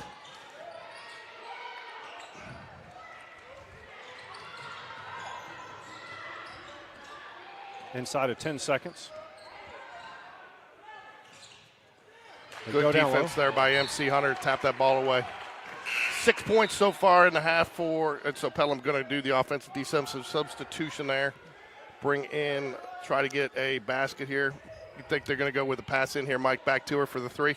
I was interested at first to see King going on the inbounds, but definitely Shea Gallagher coming in there to make sure King's going to be one of the ones to look out for coming on the receiving end of this pass. And she Ava is. Leonard gets the turnover. That's all right. I'm fine with that right there. You know, you held them there. Your 2-possession game.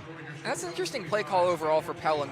Not getting your best shooter close to the pass, but instead having to go a little bit more of a skip pass over multiple defenders. I have a lot of respect for Crosby Morrison, but I do think that could have been a little bit of a better executed play from Pelham Panthers. It was almost like they were using a number 2 King as a decoy, right? Exactly. To try to get it to their big at the elbow or deep in the paint, but Spain Park had it defended. Yeah, you never know. That's what I would have gone for there. I would have either had her inbounds, tried to get it in, go right back to her in the corner, or try to get it in up high, down low, and either get the easy lay-in or the foul. Yeah, because you just see with Pelham dominating the post in so many different ways tonight, One interesting thing I do want to note, one of this team's tallest players is not even playing right now. Her name's Cameron McMinn down there. If you guys did any volleyball broadcasts over the season, you'd recognize her as one of the leaders in kills for Class 6A. She's down there. She's working her way back into basketball. She hasn't played since middle school, but I was excited when I heard at the start of the season she was going to be playing because they were looking to replace some talent down low, and when she gets up to speed, she'll just be another option for them as well, but limited minutes so far going into area play. She still has her shooting shirt on tonight as well. Well, you know, the way this game has gone, if the Jags can start hit, you know, they've had their opportunities, and in fact could be leading this game if they could have hit a few shots. So or free throws. Yeah, and free throws. So if they can start hitting some shots there, interesting to see Tori bringing it up here. Ooh, Tori thought about it. So Pelham now is extending their defense out in this 1-3-1. Tori back to Ava. MC for three. Long. Teagan, offensive rebound. Contact, no foul. These are gotta-have-it shots for Spain Park, but I am really encouraged seeing some of these rebounds and these second chances created off of steals as well. This team's fighting, and in one of these times, they're going to get a shot to fall. Good decision there. Ava Leonard, very Sarah Ashley Barker-esque. She created that contact without creating it. Heard Sarah Ashley's going to be, fortunately got hurt last night, but sounded like the news came back good today. She might miss a game or two, but she'll be back.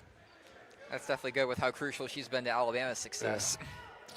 What's the rule for the assistant coach standing up off the bench? It used to be you couldn't do it. You can't. You're not supposed to. I mean, if he gets up and down, they'd let it go typically. Wouldn't you agree, Andrew? But if he stays up and that's going to be long. Tegan Huey, another offensive rebound. Ava Leonard drives, running shot off the backboard, no good. She gets her own shot. Tori for three. Got it. Yes, sir. And this is what I mean. These rebounds creating these second chance shots. Obviously, Spain Park not shooting an overall strong percentage, especially from deep overall. Good dish. The shots like that are going to stay in this game. King with the dime to number 32, Barkston. I'm surprised they have not run that a little bit more, that they have been taking as many outside shots as they have, because they definitely have an advantage on the size differential. Well, you know King's going to draw a lot of the attention, so the dump down pass is sometimes there. Good ball fake. Quickly reverse. JoJo for three. Off the back iron. Ava gets the rebound, drives, up and under. Count it. Back to a 2-point game.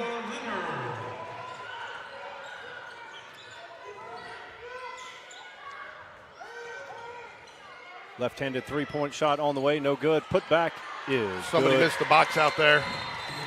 Gallagher. Pelham takes a quick time out there, though. They want to talk about it. A little surprised that Pelham's taken as many outside shots as they had with this lead. They have not been real hot from the outside since the first quarter, and they've definitely got the size differential. Yeah, and you look at that possession in particular. You got Bankston wide open down there with nobody in front of her, and really could have taken advantage of that, but went ahead with a deep shot. Luckily, Shea Gallagher down there taking care of that in the post. That's what having multiple options down there so crucial. But the thing with Pelham is they have talented enough shooters where they're going to get those shots to fall at some point. They might shoot at a high volume until that happens, but they know overall those shots are going to fall eventually, and that could be a reason why they continue to go to that deep ball. But I agree with you guys. Exploit those post matchups as much as possible. Well, Spain Park does not have rim protectors because we don't have the size, so you would think they would go down into the paint. Active. I think Coach Hatter in that timeout was looking, talked to him about getting a high percentage shot. He's probably looking for an at rim too if they can get it. That's going to be hard to get against this zone. Good drive. Count it. That was really strong there. Driving down there into multiple defenders, but still finding your way to get a shot up without contact. Really crucial right there. You know, one thing, Mike, the Jags have really improved on over the holidays through that UMS right tournament. This one is their ball movement to create those opportunities. You know, before we were getting it to one or two guys, two girls. Oh, I thought that was a little soft, but Nyla Calhoun will check back in. My guess is for MC. Especially with Hunter now getting 3 fouls with 5 minutes left. when you're playing with a little bit of a shallower rotation like Spain Park has, you definitely don't want any of these players to get into foul trouble. No, and I think Ava's got 3 on her as well, so. King snaps the net on the first free throw, extends the lead to 3. So is King, obviously, I'm guessing she's going to be all-state in 6A, maybe? I mean, she was all-state last year, so she'll definitely be a favorite to be that again. Just not only such a pure shooter, but starting to work her way into her role as a point guard as well. Karma Wynn, she had the benefit of having her up there and running the point last year, but I think she's starting to grow into that role a little bit more as she enters her upperclassman years. You still have to remember, this girl is a junior and has a lot of great potential up in front of her. Little surprised to see them pressing a little bit. That's going to, because I mean, that's if you break that press, that opens up quick score opportunities for the Jaguars. I think, Mike, wouldn't you go more of a half court type? I like mixing it up. Long 3, long. Nyla gets the board. But I don't think we've seen enough of Spain Park extending out that gator, that 1-3-1 half-court trap. Oh, but then you have forced error for the Jags. Should be a tie up there, and they do get the tie up. Well, did he give Coach Hatter a timeout? Didn't he? No, that's going to be a jump ball. Yeah, I thought the way he was looking at Coach Hatter, he must have been telling him she didn't have possession, because I thought Coach Hatter was calling the timeout, and then when the official looked at him, I thought maybe he granted it. Two poor possessions by both teams. An air ball by the Panthers, and again, still far from decided in this one. Good running one-hander. Pelham doing a great job of breaking that trap there, being able to get it to Taylor Hollingsworth over there to get that shot off. So you can't just stop number 2. You have to stop number 1 also, and that's a big ask. And then they have good size down in the paint. That's kind of what I was alluding to on Twitter earlier, because you went into the season and obviously King was the big name on the score sheet. She was going to be the one who, like you said, gets all that attention, is probably going to be leading your team in points more often than not. But this crew around her, this core, is really starting to develop well and becoming a lot of different shooting threats for this Pelham team. 6-point lead, Panthers lead, 3:38 remaining in the 4th. Jags can't buy a bucket right now. Almost a travel. Teagan gets the turnover. Ava Leonard picks up her dribble. Torrey for 3. Got it. Yes, sir. 3-pointer. I really like that decision to pass up the shot and get it over to Torrey over there. Once you were met with a little bit of coverage there, that was a little bit tighter. Andrew, you see her fingers are all taped up. I spoke with the trainer before the last game. She showed me a picture. It was black and blue from all the way to the knuckle. And then she came out and hit what George, maybe 3 or 4 threes, and she was our player of the game, the Game Day Sports Radio player of the game that day. Beware of the injured athlete. Exactly.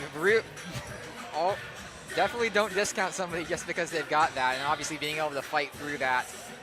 I think you definitely got it right with that player of the game right there. You know, I tell you, Mike, you got to be, again, 3-point game here, and the shooting percentage from the Jaguars, both from the free throw line and 3-point line, you got to be wondering what if. Right. Oh, yeah. We could said that for several games, but in the tournament, everybody was abysmally equally bad. It was terrible from the free. I mean, it was. What would you say? It was. I would say less than 40% free throw shooting in that tournament, and holiday doldrums, what have you. But Pelham's obviously showing you it's not a depth perception issue. They're knocking down their free throws. Yeah, good shooters are going to shoot and make three-pointers eventually. And it's like I said, both these teams continue to plug away. But this Pelham team definitely still has some shooting talent that's eventually going to shine through.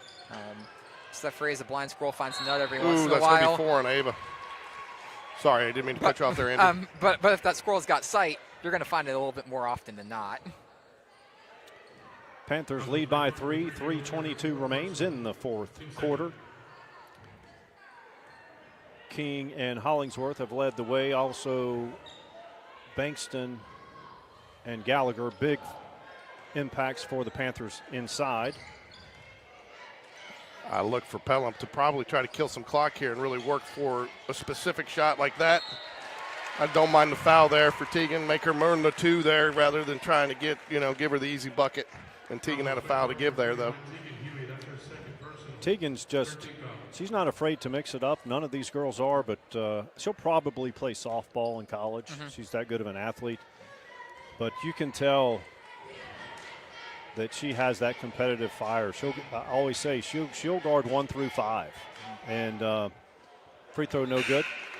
And you want to have those type of players on your team because girls like Ava and Nyla, they can't guard 1 through 5 simply because of their size. But Tegan has enough size to where she can make do and get it done. And again, she's the only girl that we have that gets offensive rebounds. Ooh, quick call, but I think it sticks with the Jaguars here. 2 big missed free throws. Jags had an opportunity to tie it up here. Looks like Pelham's going to go full court pressure. Nyla back to Jordan. Up ahead. Oh, too long, but it was the right. She thought Tegan was going to go. It was the right play. I think Tegan stopped just a little long for her. Yeah, just a little bit long on the pass. Definitely credit to Pelham for that defense. Throw a little bit of a curveball in there with that occasional press. And when you're presented with it a little less often, you don't have as much time to work on your press break. Press break, an incredibly simple play. Everybody should be able to run that. But when you only have to break it out every once in a while, it can throw you off definitely for sure with that press. Coach Latch, when he was here, he used to be a master at switching up defenses, press, no press, and then by the time the other team would go to a timeout, they would come out to react to what he was doing. He was doing something different. Just an absolute mastermind of a coach. Could get a timeout there from Pelham. So I tell you, too, if Tegan could have kept on going on that, should have easy lay and it'd be a 1-point game. Exactly, because that was the other risk of running the press, kind of like you mentioned earlier when they ran that up there a few minutes ago. You get it down there, and that chops into your lead a lot more, especially with a free layup like that. But credit to Pelham for sticking to its guns, being able to get that pressure up there and force that mistake from Spain Park, be able to come away with a positive outcome from that play. You want to be able to beat full court press with beating it up the middle and with the pass. And really good press teams will bait you into certain passes and certain lanes, make it look available. But again, Pelham has length. I mean, they're and it's not like their bigs are statues either. Right. They can move. No, exactly. They do a great job of being able to stretch and move around the court. I mean, you just look throughout the game. Players like Bankston, like Gallagher, they've been able to stretch kind of around the post, sometimes even coming up a little bit closer to the top of the key, just to be able to make those plays. Definitely a really versatile part to make it so that you don't have a player standing still that you have to guard. Being able to move around the floor, it helps open up some things, especially when you get double teams on players like King. If I'm drawing this up, I'm telling my team to pound it inside there, and it does look like they've added a little size. Trap out top. Perfect trap right there. Yeah. Taken away, Nyla. Oh, she get an intentional, and she does. Intentional foul because the Nyla had a breakaway. She'll go to the line to shoot 2, and Spain Park will also keep the basketball. Yeah, it was absolutely an intentional foul by Pelham, and it really put them behind the sticks, just getting pressed on that trap, because you could see that pass afterwards. It was a little bit hurried and then led to that transition play to where all you could really do is either give up the shot or foul. And I do not mind the foul right here. And I'm not sure what she's really working the official, the Pelham coach is. I'm not sure what her complaint is here, because she definitely pushed her from behind. You got to be making a basketball play on the ball. Clearly, that's textbook. Free throw is good. Absolutely, it's like the pass interference call in football. If you're making the play on the ball, you're probably going to get the benefit of the doubt. But if you're doing anything to take away the player from being able to make that play, especially when you look at this finishing that play down in transition, they're going to call that. It's going to be a pretty easy call for the official. So what was the? Nyla Calhoun hits both. 1-point game here, Jaguar basketball. Substitution for Pelham. So Jags will. I'm surprised they're inbounded in underneath. I would have thought that would have come in from the side, Mike. Yeah, right, because the foul should have been above the free throw line. Right. And if I'm Pelham, that's what I'm complaining, and that's what she's saying, that she is complaining about that. Doesn't really matter, but No, but, well, you got a chance of when you're passing in underneath. If you go, especially if you have some size like Pelham, Coach Hatter going to take time out. But if you got some size, that's where you can get it inbounds play, a box, an easy layup. Exactly, and you have different plays from where you go into the court, from whether you side out or go out from underneath the hoop. And you see Pelham stacking up Bankston right underneath the hoop, and then Gallagher coming out just a little bit over there as well. Spain Park running a little bit of a stack setup. It changes everything, just how you run those set plays. now, so the coaches there, they know that it's not a big deal that after the fact that Spain Park didn't score, but they're just using that as capital, right? Oh, yeah. You know, to keep saying, hey, look, you gave them the intentional foul, then you didn't have them inbounds it at the proper spot, which is true. Yeah. They had them inbounds underneath the basket, which was incorrect. But really, it's not that big of a deal, but she's working for the next call. Panthers lead by 1, 2:03 remaining. So what are you drawing up here, Mike? You going to try to get a drive to the basket, or are you looking for a clean outside shot? I would say either way. I mean, look, you're down 1, so you can't hold it out top and force you can't dictate what they do. I mean, technically you can, because you could hold it for the last shot if you wanted. Yeah. Oh, good idea. That was a well-drawn-up play, just a good defensive deflection there. Pelham being able to contest that Good passing pass. lane really helped there. And that's what I mean about King being able to make those kinds of passes down there into the post. Time out, Pelham. 30 seconds, time out. Still 3-point game, 1-possession game. So, good, well-drawn-up play by Coach Hatter. I didn't see who passed it in there, Mike, did you? I saw it was deflected. I think Nyla tried to get it to a cutter, Yeah. and it was open. Yeah. It's just, but hey, Just the length, that extra length and size of the Pelham post players who got a hand on it, tipped it away. Absolutely, and then to be able to capitalize that on transition offense, I really do believe the transition game is so important, not just to this game, but overall, because if you're able to get those points off of turnovers, especially in a low-scoring game like this, it's really going to help you continue to be able to build up on your lead, even if you don't necessarily have the momentum.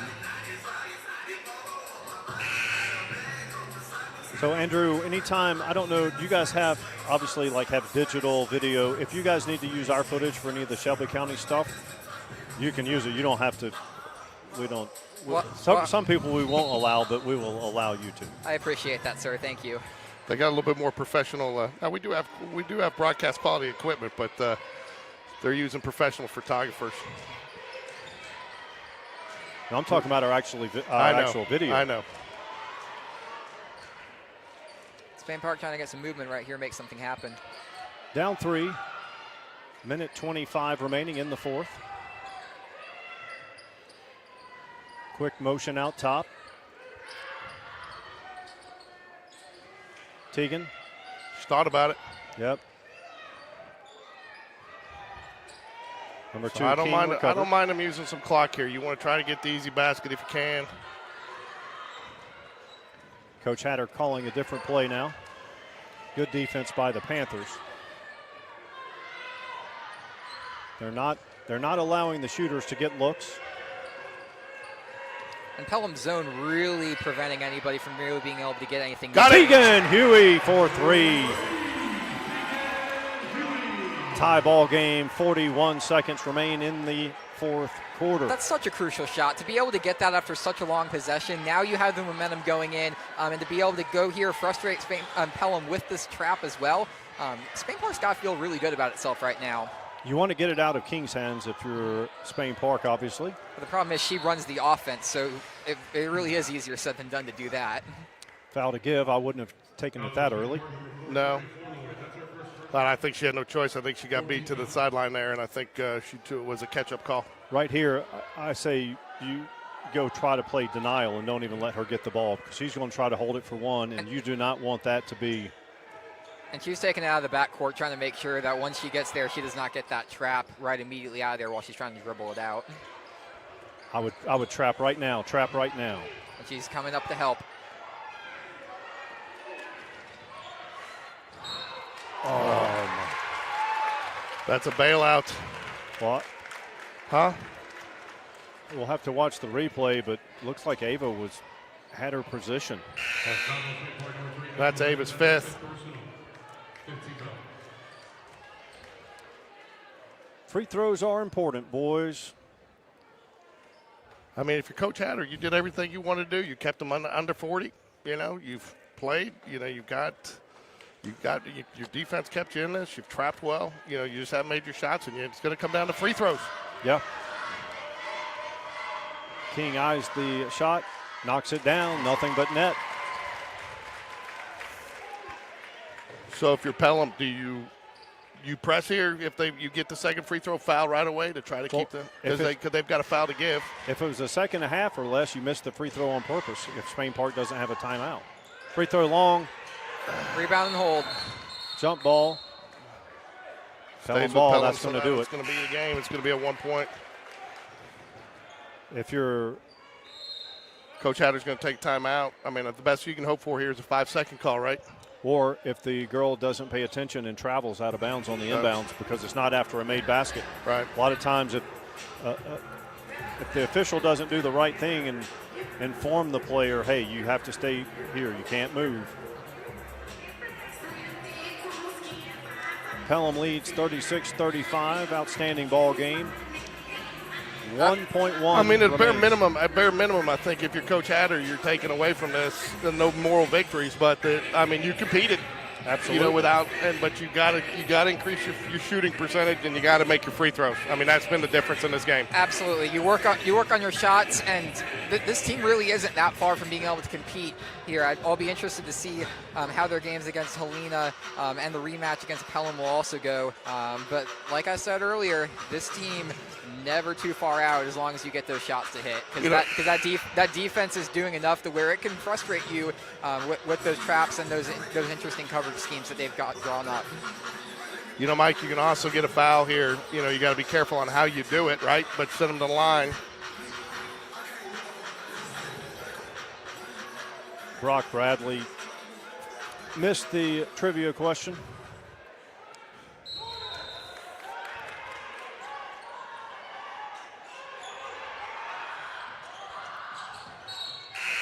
And that'll do it.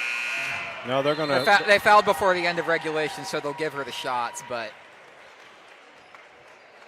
Or the officials will just wave it off. You know, that's a little, well, you know what? And that's a little surprising, too, because one of the tiebreakers in area play is the point differential as you go in. So if, for example, if it's a head-to-head situation and Spain Park ends up winning by 3, that could become a critical. They should have probably let her take those free throws there. And however unlikely, you can get a rebound and get a shot from across the court. It doesn't always happen. Or you could get the rebound and try the heave, and someone makes the mistake, tries to foul you, and you're shooting 3 from a 75-foot shot. Exactly. But regardless, just a phenomenal game between these two teams. Both going to definitely have something to say within Class 6A Area 8, and a great job by Pelham at the end, just being able to manage those offensive possessions enough to be able to get themselves to that victory. But Spain Park should, like you said, definitely hold its head high. A really good performance, especially defensively today, against one of the perennial contenders in Class 6A. What do you know about the Pelham boys? Pelham boys are definitely pretty solid. They have a bit of a balanced attack. They don't have as many stars as they had last year. Obviously, you lose a do-it-all point guard like Joe Wimberly up there top for them as well. They've had a little bit of up and down as well. They had a really rough draw like Spain Park in the Metro tournament.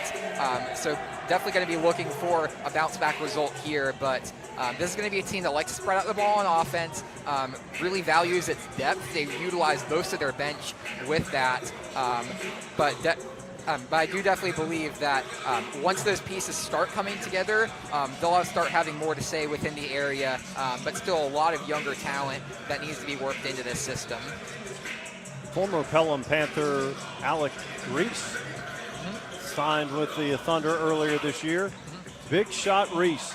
I mean, he hit so many big shots for Alabama in his junior and senior year, and all the focus was on others, but he hit the big shots. I mean, the literal big shot against UCLA being able to force overtime in that game. Obviously, it didn't quite go Alabama's way at the end, but that will be the shot that he's remembered for, and just so many other incredible moments for the Crimson Tide. And it all started here in Pelham. He's got an absolutely phenomenal story of his journey to the pros, and you could not be happier to see a guy work up from being a bartender at Moe's Barbecue up into the association. It's certainly a unique and phenomenal story there for Alex Reese. Yeah. I got a loaded question for you, and if you don't want to answer, I totally understand. But we've seen it happen at several schools recently, mid-season transfers at the high school level.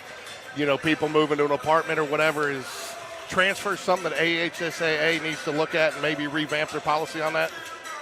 I mean, it's just something that's a little bit hard to enforce throughout, because you're talking about so many different member institutions throughout there, and I'm not going to act like I have a solution for something like that, but I definitely do applaud Heath Harmon of what the HSA is doing to start coming down on some of that, but definitely transfers are something that's a really important thing for them to look at.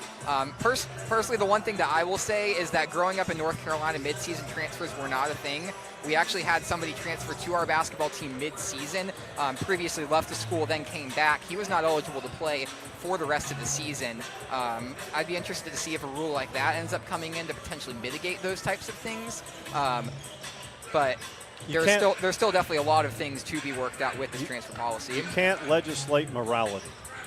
Exactly, and I think that's definitely the biggest thing that has to be considered for it. That doesn't mean don't legislate at all, but it definitely makes certain things harder, especially, like I said, you have so many schools from 7A down to 1A that you've got to police as well. Well, you know, the only reason I bring it up, you hear a lot of things, and then you go look at some of these rosters, it's almost getting as bad as the transfer portal, and it's not applicable here tonight, but at least as far as I'm aware. But even look at some of the state championship matchups, guys that were with that team for 1 year, you know, and I get it. And but again, it's getting easier to just go to rent an apartment to have an address and transfer. And again, I think, and then you hear stories nowadays of coaches waiting out other teams' practices, which is the extreme, you know, trying to, hey, come play for me, you know. Mm-hmm. Well, on the flip side of that, sometimes you'll see a case where a kid is ruled to where he's ineligible, and he truly did.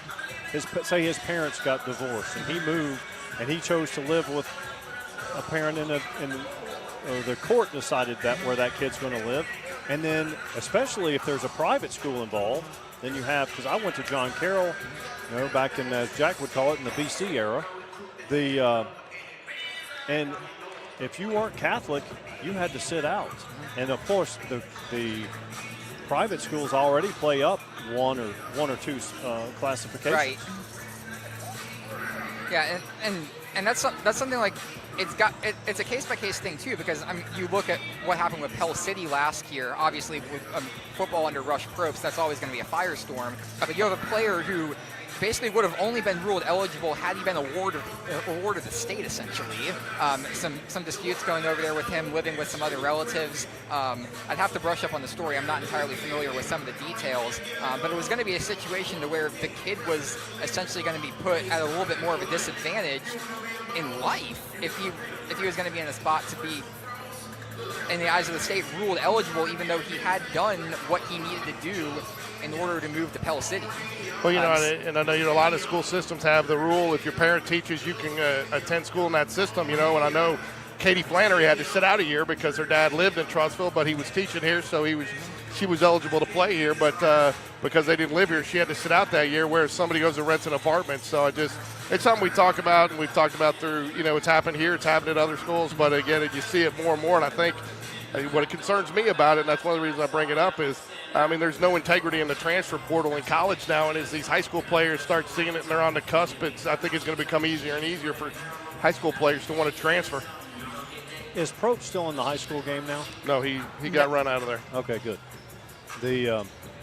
And they had to forfeit. I think didn't they have to forfeit all their games that he had coached and that kid had played? Yeah, that was what I was talking about. They had to forfeit a couple of games last year because of that transfer rule. Last year being 2023. They obviously got a new coach going into 2024, Nick Gentry, and he's done a great job transforming that program. Nick Gentry's coaching out there now. Alabama safety. Indeed, Nick Gentry coached in 2024. Was a short-term hire for them. I say short-term. He came in over the summer after Probst got run out.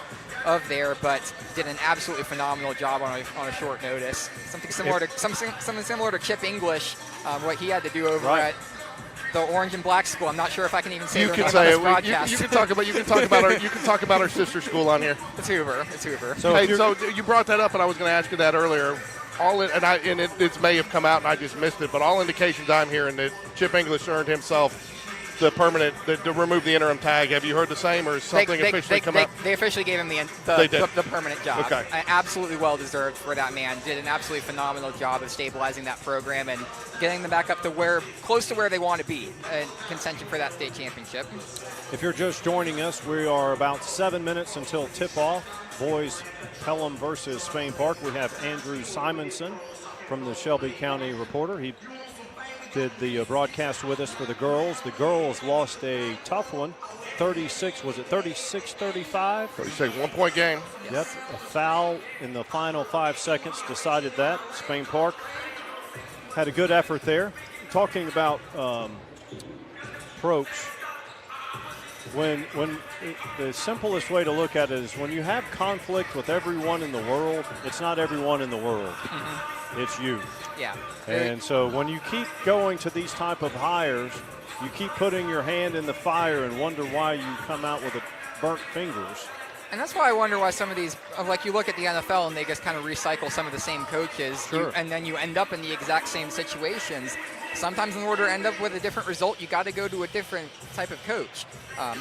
Obviously, the goal is get someone in there with proven success. You look at Spain Park, they did exactly that. They went out there, got a proven winner in Coach DJ Black, and got a proven winner in Coach John Hatter, somebody who was, in his case, a little bit more of an out-of-the-box hire coming from Vincent in Class 2A off of just his retirement as a teacher.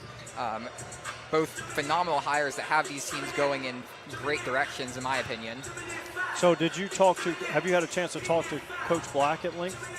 I have multiple times before the season, so definitely got a good feel for this team. But it'll be my first time seeing them live so far. I've been watching them from far and definitely been paying attention to the quality of opponents that they've been playing. I really do believe that in testing your team prior to the start of area play, and this team, they did not shy away from any sort of challenge whatsoever, and I really applaud them for doing that.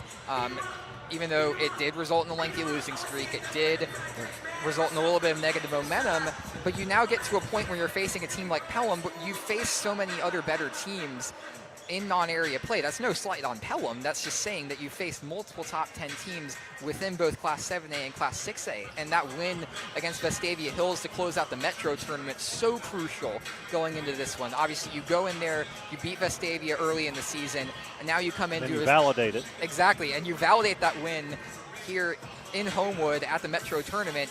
Now you're in a spot where you have the momentum on your side going into area play. Don't obviously want to get out there and make any predictions, because I do believe this area is going to be an incredibly tight and even one.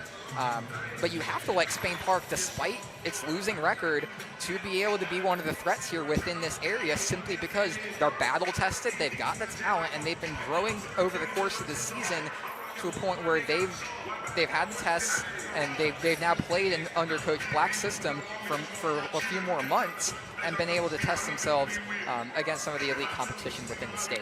And Coach Black has some ties to the state of North Carolina too. He does, yes. We are just under 4 minutes until tip-off. We're going to need a roster here, so I will go down there and get a picture of the roster. 3:30 remaining till tip-off.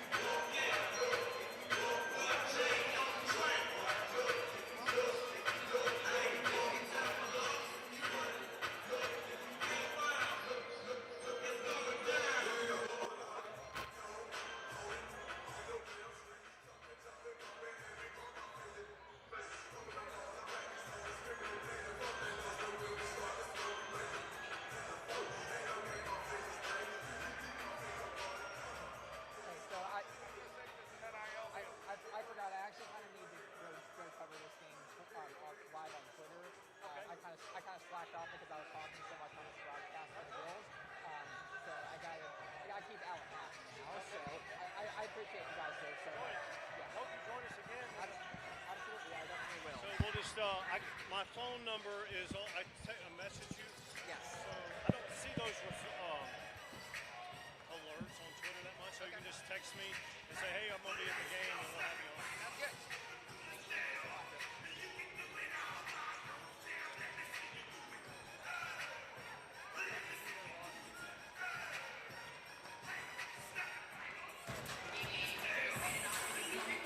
About 20 seconds till tip-off.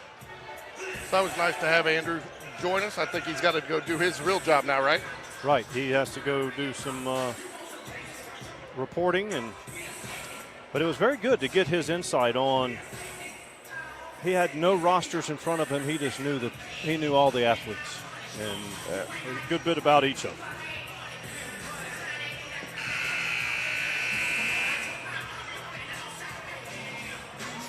Good evening and welcome to Spain Park High School for tonight's area event featuring the Pelham Panthers and your Spain Park Jaguars. At this time, Coach Hatter not happy. for the playing of the national anthem.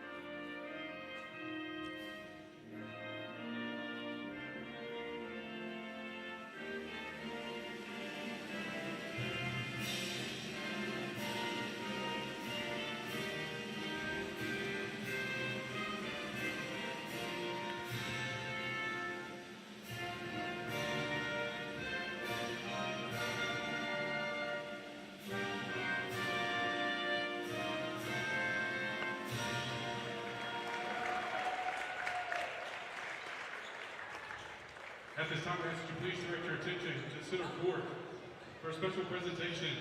Tonight we have special guests from 6th Avenue Baptist Church presenting tonight's game ball. 6th Avenue Baptist Church is a sponsor of this game tonight. Coach Black informed us. Well, that's cool. Was not aware of that. 6th Avenue Baptist Church for their support of Spain Park basketball. And now let's meet the starting five first for the Pelham Panthers. Number 1, Sam Colbert. Number 2, Kendall Smith. Number 3, Jacob Gibbs. Number 20, Eli Lewis. And number Students 32, must be all still on vacation. Panthers are coached by head coach Greg Dickinson.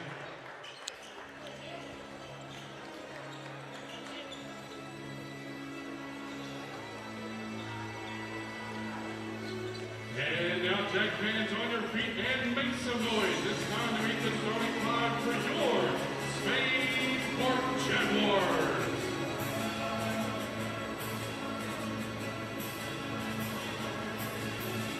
Starting at guard is 6-foot senior number 0, Josh Bunbaugh.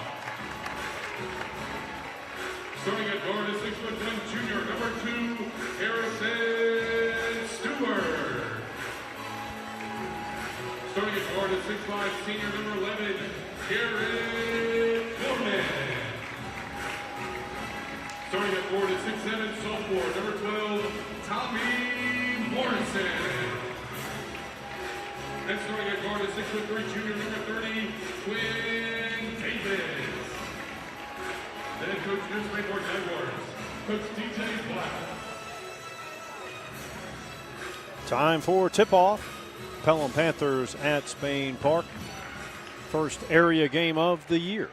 You mentioned the pregame sponsor there. I want to give a shout out to our game sponsor, first quarter sponsor, Craft Burger. Craft Burger, 2 locations, one on Highway 280 across from Lee Branch, the other located over there on Caldwell Mill Road right next to Publix.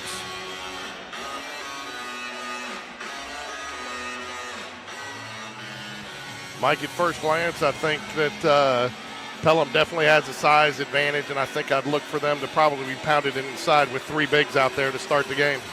Well, I was told they like the pace. They like to press it up.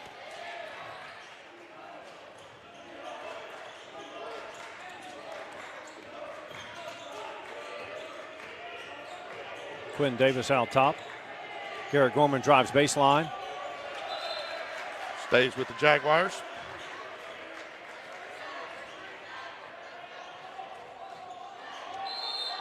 First quarter action, game 2 of our doubleheader coverage here. Ooh. Tipped away. Fonbaugh gets it back. Tommy out top, right wing.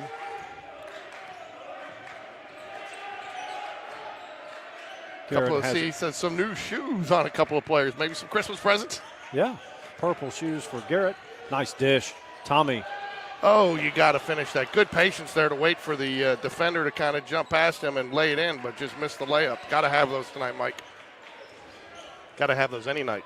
Right. Every night. You want the short ones. Number 20, Lewis, definitely protecting the rim down there and was altered that shot. The Jags playing man.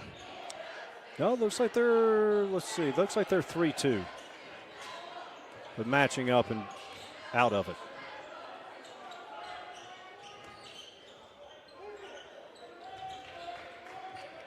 Drives baseline, left-hander off the iron. Garrett Gorman gets the defensive board. Scoreless, a minute 22 into the game. Quinn Davis out top, getting pressured. Harrison Stewart, cross-court pass. Fonbaugh drives, baseline. Tommy, cross-court. Garrett. Harrison Stewart drives. Offensive foul. Yeah, I thought he.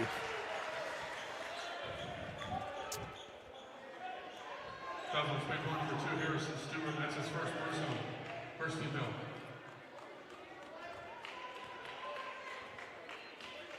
Did not get to follow the boys much over the holidays. I'm not sure how they did in their second tournament. I think they lost their first 2 and won their third. They beat Vestavia twice. Yeah, they did.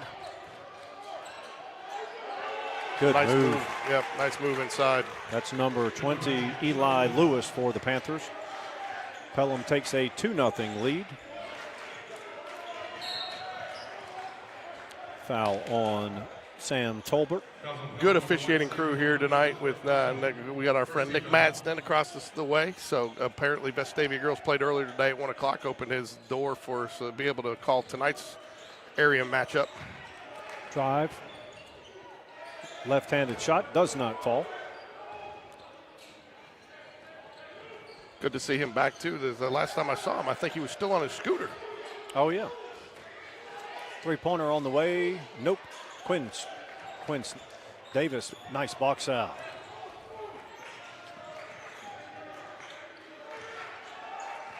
Fonbaugh drives. Foul on the floor. I would think in this game you're going to have to use some of your sides as well. Tommy Morrison can't go. And I think you'll see maybe an early substitution here with Sam Fox coming in. Eli Lewis takes the ball away for Pelham.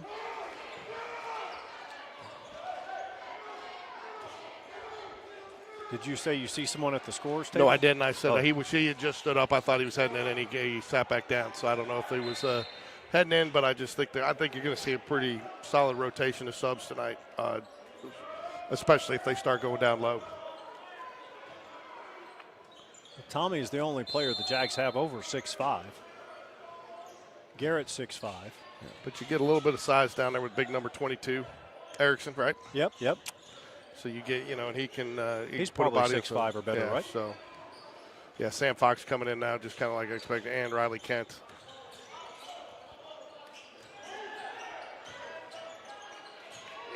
Little jump hook there by number 20, Eli Lewis. It's almost too easy there.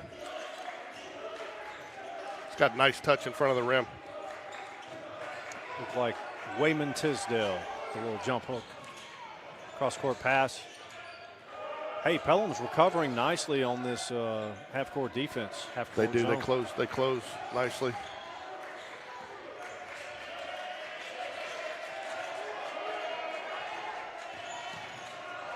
Ooh. I thought he was Lucky going to see one. the cutter there. You know, well, I think that is an over and back. He lost it. Good call by the officials there, unfortunately, for the Jaguars, but he did lose handle of it. I think he was hoping it was going to get the tip, but I think. So Sam and Riley. They are going to go ahead and call it an inadvertent whistle. They do. The officials confer, and that's important to get a call like that correct. Weren't they early. saying that the ball was deflected, so it wasn't over? No, and back? I know, but I didn't think it was close on the deflection there. So Harrison and Garrett take a break for Spain Park. The elder Fonbaugh, number 0, Joshua Fonbaugh with the ball. He did Shuffle walk of the there. feet. They may not even call deflection. They may have called a foul there, Mike, because that's 2 fouls on Pelham. I did not see their first one. Panthers lead 4-0 inside of 4 minutes to play in the first quarter.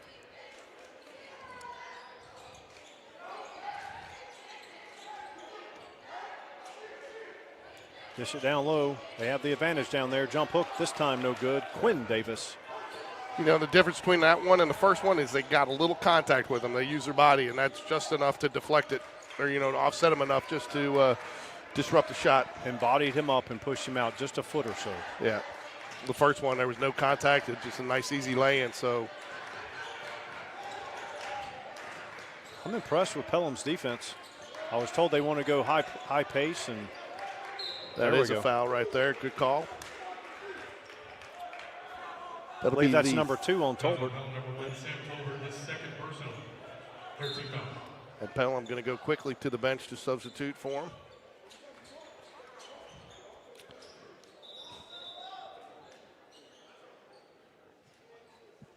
In for the Jags, you have Riley, Tommy, Quinn, Joshua, and Sam Fox.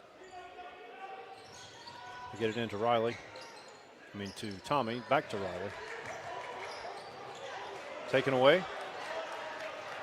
It's like Pelham with the numbers. 3-pointer on the way. No good. Oh, he was out of bounds. Good call by the official right on it. Like I said, Mike, this is a pretty good officiating crew, so I won't be going into the negative in the officiating bank tonight. Walker, unless something crazy happens. Unless something crazy happens. So Walker in, as is Harrison Stewart back in. He started. He's back in after a quick break. Panthers lead 4-0. 2:52 remaining in the first period.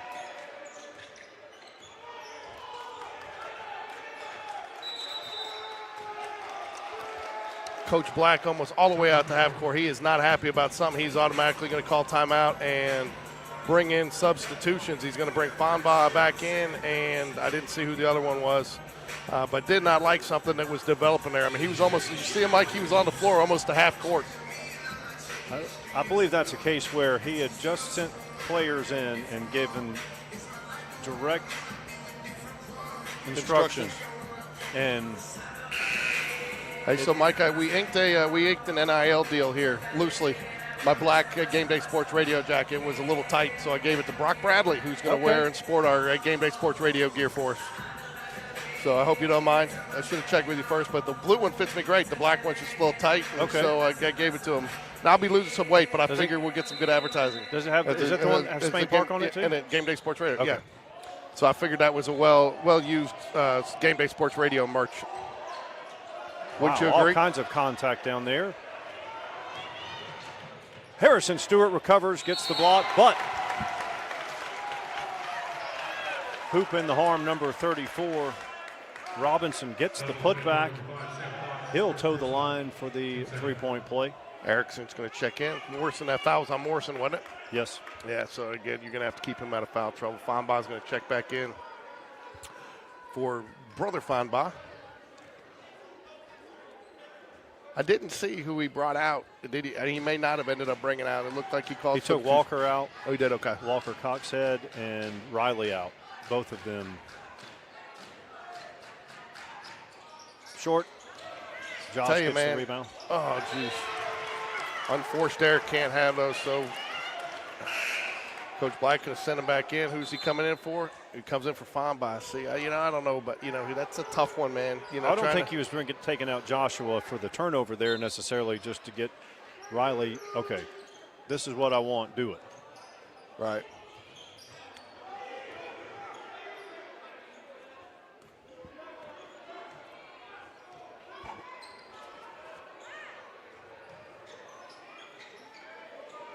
Long three, front iron, no good. Ooh, I agree with that call, too. I thought that was a good call. Had a good position. Little contact on the rebound, and it will go Jaguar basketball. Jags will be shooting the rest of the way in our Kraft Burger first quarter here.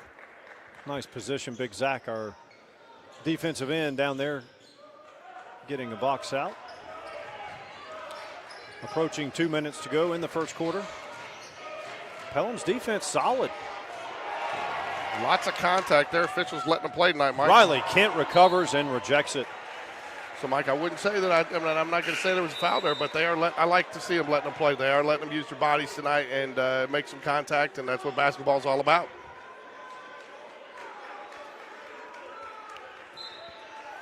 Fonby back in for the Jaguars. High arcing three is good. That's number 0, Andy Olds. The lead is 9-0. Josh drives, contact, no foul. He's going to make a substitution again.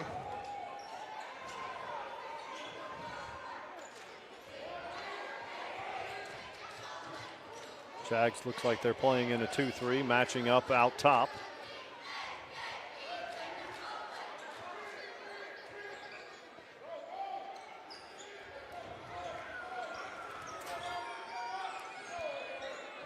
Three-pointer on the way. Short rebound. That can't happen right there. They do turn it Jags over. are very fortunate, but nobody got a body. I mean, you've got the block out there.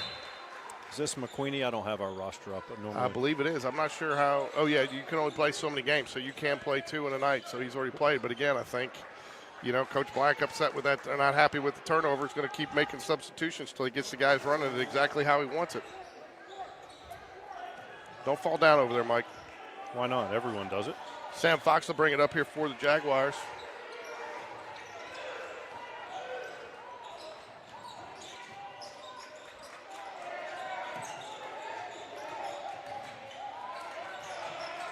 I tell you, Mike, one of the things that has impressed me with this Pelham team right out of the gate is the way they collapse. I mean, they're suffocating. Yeah, they are. And when they collapse, their guys know where the passes. It's almost like they're reading our minds. They know where the pass is going to come, or most likely going to come off that trap, and they're cutting off that passing lane. They've had several turnovers off it.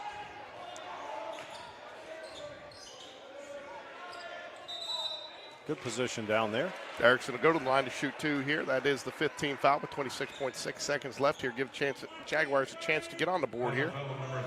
I tell you, I would love to see Harrison Stewart start getting some opportunities on either one of those wings and be able to get maybe a little bit of a rhythm. You don't think it's going to happen? I don't see it. Not with this, unless Pelham just falls off the mountain, because they're right now, they are in the grill of every Spain Park player.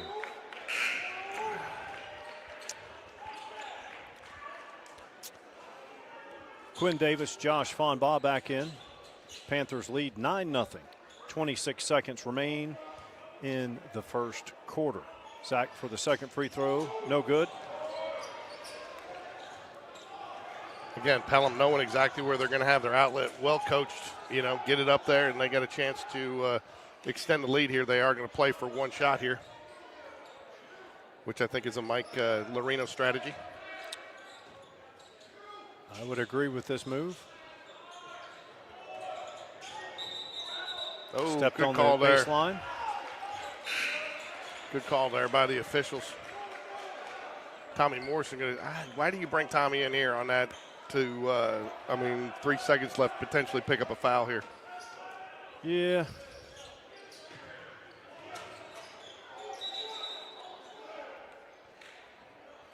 I tell you, that may help the Jags a little bit. Get a pass, a catch, and a shoot there, down on getting them a little closer to half court there. Probably a little bit to the Jags' advantage to get that. Fonbaugh just going to hold it, not even make an effort.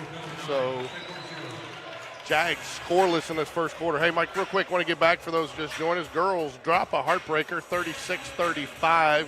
Jags did trail most of the game, but really fought back in with defense. But I talked to a couple of the girls there between games, and one of the things that I think they walked out. You don't ever want to lose your first area game, but I think that we talked about they're looking at it as some what ifs, and I think they got a little chip on their shoulder now.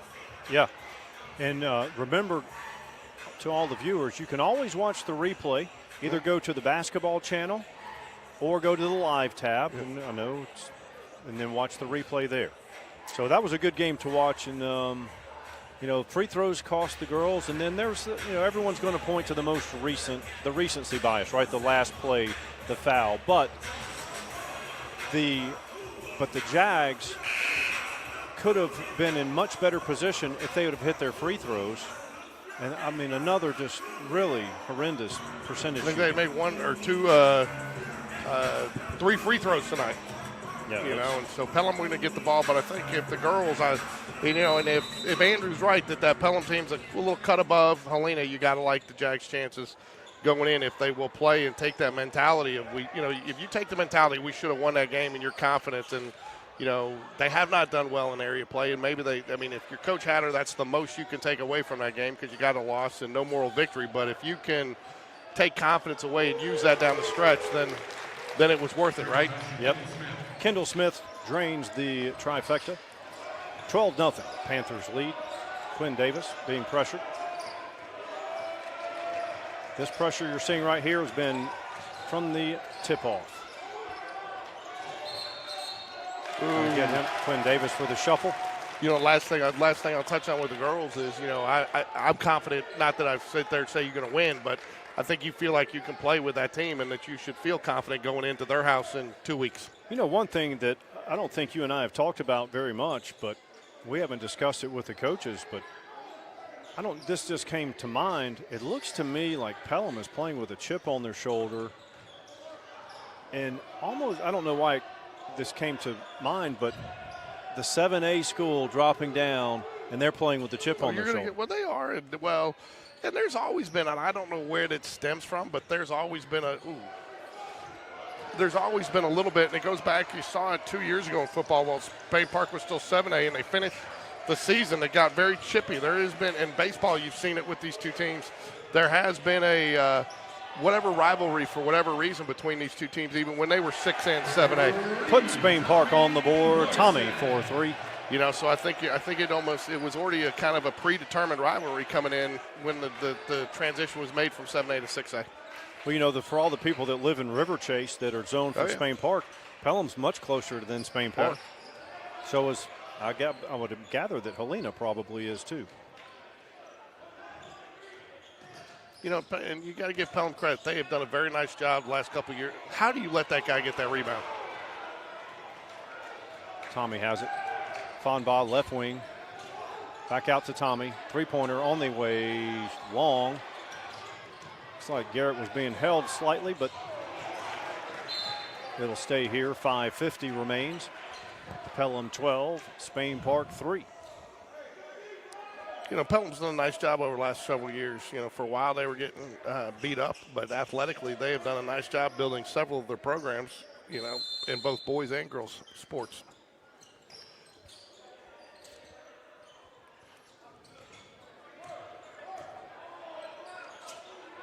Good defense down there. Outsized, but Harrison did enough to prevent the bucket in the paint. Quinn Davis is 6'3", not 7'3". Not sure what that was. I think it slipped out of Josh's hands.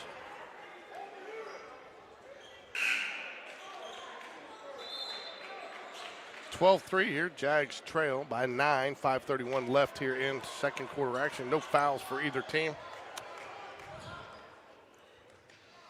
Oops, I forgot to switch. This is our Orange Theory second quarter, Mike.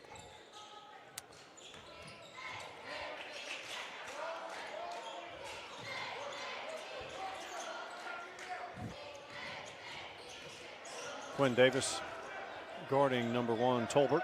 Tolbert has 2 fouls. He took a quick breather back on the court. 5 minutes to go in the second quarter.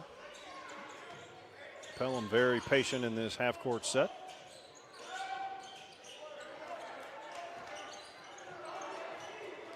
Spain Park gets the turnover there. Trail by 9. Jags have not been able to get any rhythm so far in this game, Mike. And you have to give credit, all the credit for that, to Pelham. Garrett drives. Back out, long three. Harrison Stewart misses everything. Official right on that one. So, you know, the Jags, when they finally do get a rare open shot, their eyes get wide and you feel pressure because they're not getting open looks. No, and I think the closing speed and the way that they've been closing the distance on this Pelham team, their quickness is what's, I think, stands out the most so far at this point in the game. It's probably the storyline. Yeah.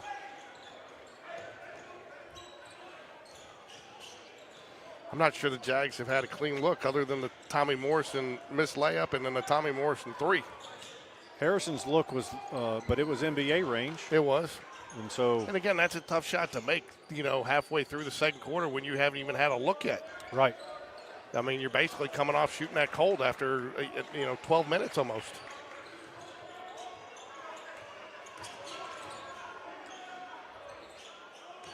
Got a mismatch down low. Nice I finish. tell you kind of took the words out of my mouth. Pelham, nice job with the pick and roll there earlier in that possession to get the mismatch and then take advantage of it. Panthers lead 14-3.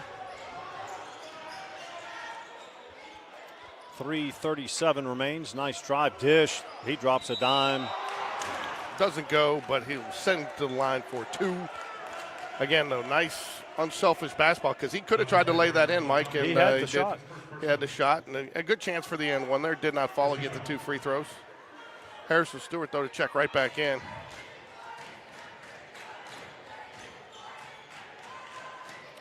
First free throw is good. That is number 34, Jaden Robinson. Sam Fox will check in as will Harrison Stewart for Quinn Davis. And Tommy Morrison will take a rest. Tommy has two. Tommy does have two. Robinson toes the line. Second free throw on the way. It is also good. Lead is 13. Full court pressure here by the Panthers. They back out of it.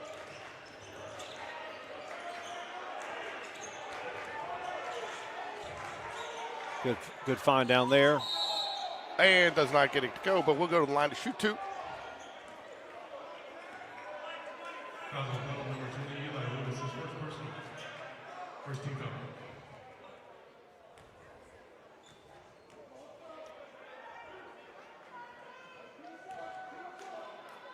Yeah, no.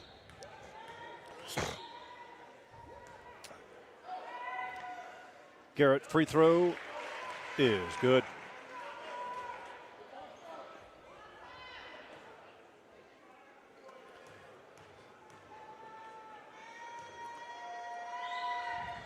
Second free throw also good. 11-point lead. You'd like to get this lead cut into it as much as you can, but get it down to maybe 7 or 9.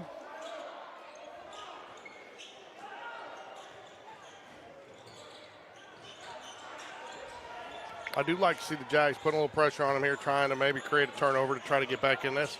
Nice move, Kendall Smith. Holy smokes, that was quick. And nice, he kept that hand away from the body, used his body to kind of protect from the block there, and laid it in softly off the glass too with that. That's one thing that's hard is to get that touch was you're driving to the basket with that speed. He hit a three earlier. That was nice quickness and bounce. Just feels like, Mike, the Jags are a little out of sorts here and not running what they want to cleanly. And, look, and then they're getting into positions where they're kind of caught in between. Yeah, Lewis down there, when he gets you on the gets the Jags on the block, I mean, it's just a matter of he makes it or misses it because he's got the advantage.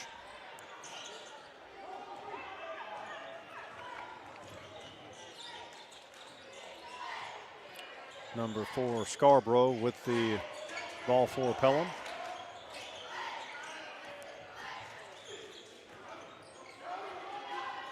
Short shot, no good. Harrison Stewart, nice work on the defensive glass. Sam Fox. You can't be careless with these passes against this defense. No. And again, when you get catching the ball, you feel like you're open in a couple of places so far today, and then you closes quickly. Ooh, I thought he was going to pop that one. Takes a step back. Panthers lead 18-5. 2 minutes remain in the second quarter. Kendall Smith with the ball. He's been really solid this first half for the Panthers.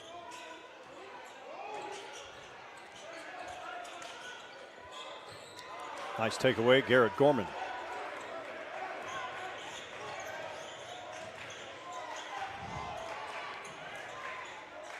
The younger Fonbaugh. Harrison Stewart drives baseline. Back out to Riley, left-handed three, nope. I mean, they're just trying to take the closest thing they have to an open look, Mike. That's not a bad shot, but no, it wasn't. But again, he was contested. You Right. know what started as an open look ended up being a contested three. yeah, they close out very nicely. They've got length and speed, and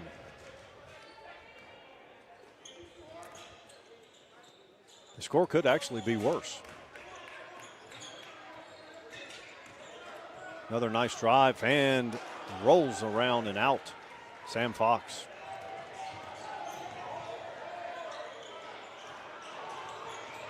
This game is not for the timid. No. Good drive. Jump ball. I guess that's still a jump ball, right? I'm pretty sure. I think in college they made that It goes to the other team, I believe now, doesn't it? the defense, right? Yeah. It goes to, and that might have been what happened there because that's what had happened. So Well, I saw one of the referees do this. I just didn't know if he was going back to the old days. unfortunately, I don't know why the officials don't put the possession arrows up on there anymore. They're not putting the fouls on. Maybe it's just the guy we get because I've seen other schools doing it. But some of that just comes right there. That is a turnover created by the defense to this point because the relentless pressure. You're just trying to do anything, and so I wouldn't call it a careless turnover. I mean, that's created by the previous defense leading up to that point. When the defense is stifling,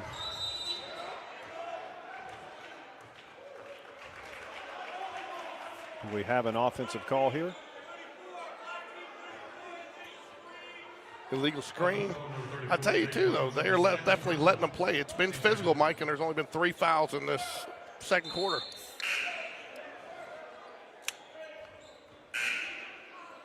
Couple of subs going to check in here for Pelham.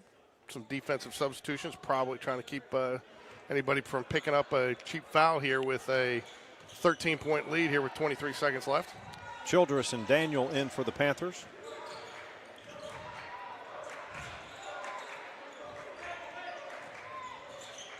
Left-handed shot, no good.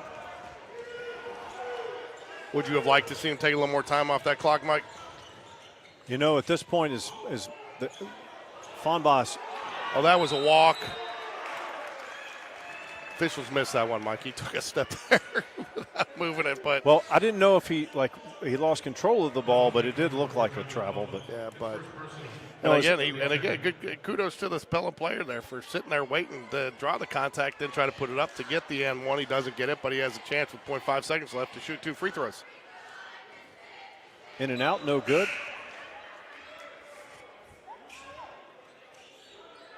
In college, you don't have enough time for a catch and shoot with 0.5, but in high school, you might.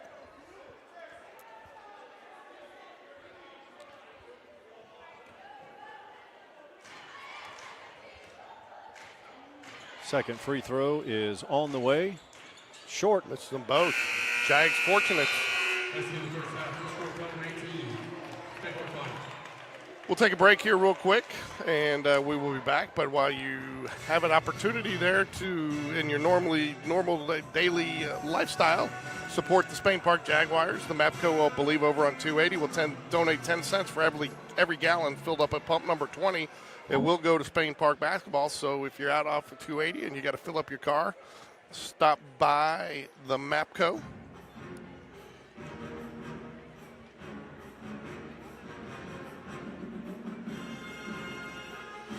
Also, join us Tuesday night here for senior night. January 7th, Spain Park Jaguars versus the Helena Huskies. Ladies at 5:30, boys at 7 p.m. But we'll be back shortly.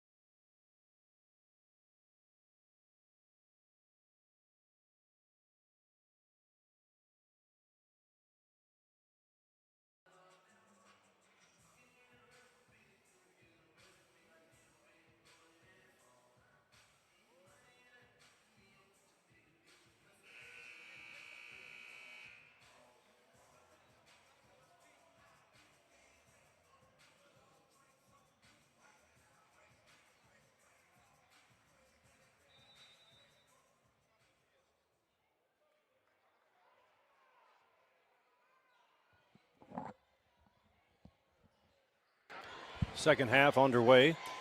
Pelham leads 18-5.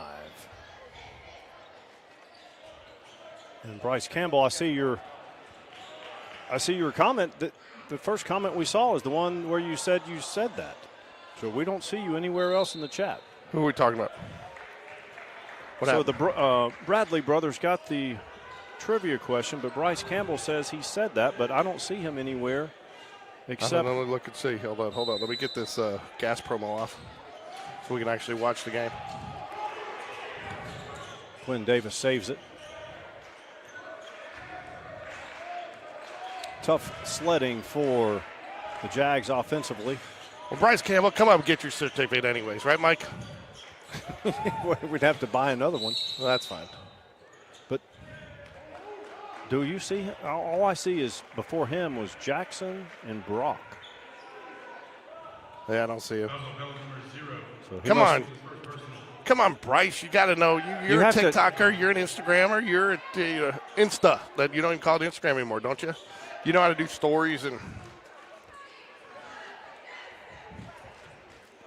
I just want to make sure we're not missing. No.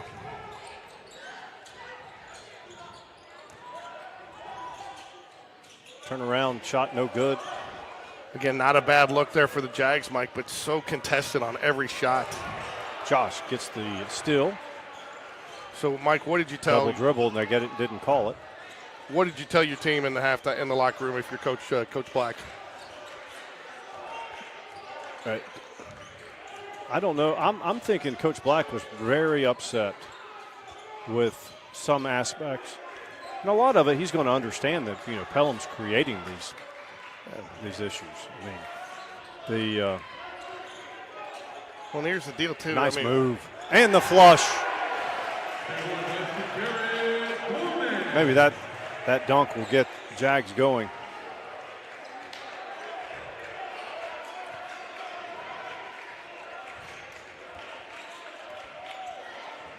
(18-7), 6:20 remains in the third quarter. Bryce Campbell's operating from I meant to buy that stock yesterday, I promise. Geez, every shot, every rebound, every pass contested. Good decision there by Harrison Stewart there to slow it up, Mike.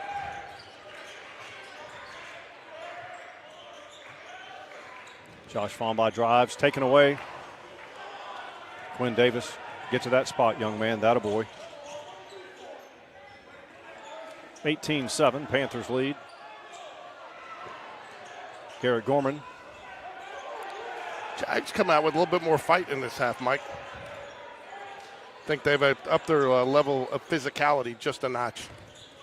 Well, Garrett driving the lane and getting a dunk was certainly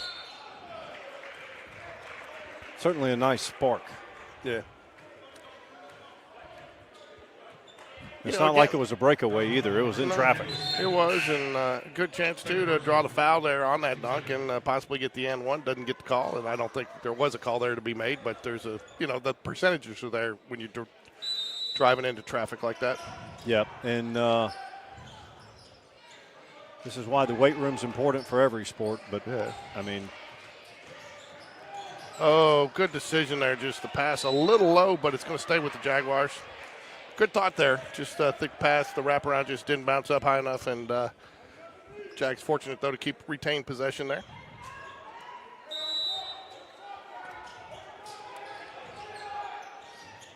Tommy on the low block. Good Back decision out. there. They got, and again, a lot of it is dictated by the Pelham defense, but I think the Jags really, if they want to get back in this, they got to crisp up some of their passes. Because if the pass is just a little bit off, that's giving Pelham just that extra fraction of a second to make that close. Quinn Davis drive, jump stop, dishes down. Tommy for two. Back to single digits.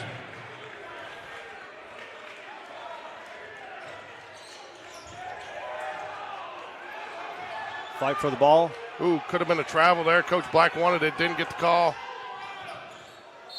And good decision there. Going to shoot two.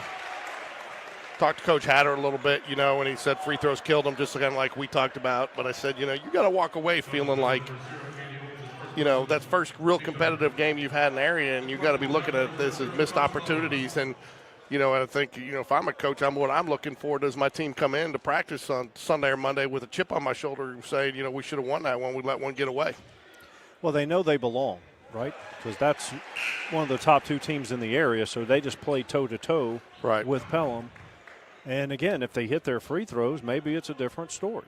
It does. And, look, if you can beat Helena, okay, which, again, I'm not going to sit there and say, I think it's too early to tell if Pelham's a cut above or Helena's a cut above. I think they're probably pretty even. But if you can somehow get your win against Helena and get in that 2-3 matchup, you're potentially playing Pelham again and having a third shot at them. Yeah.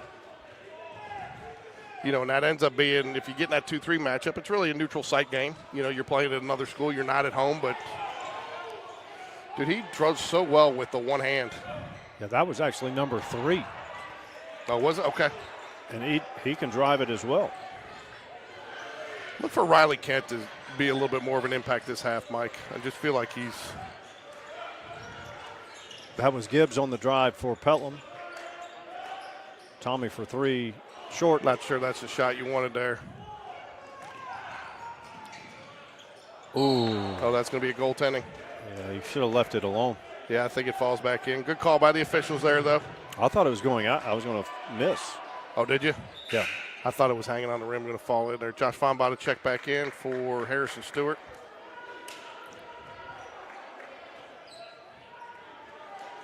Lead is 9, 20-11. 3:56 remains in the third quarter. Jags have come out like they've needed to, Mike, to make a chance to get back in this game. Ooh, Jags picking up their dribble just a little bit early on that drive. Good call there by the official, though.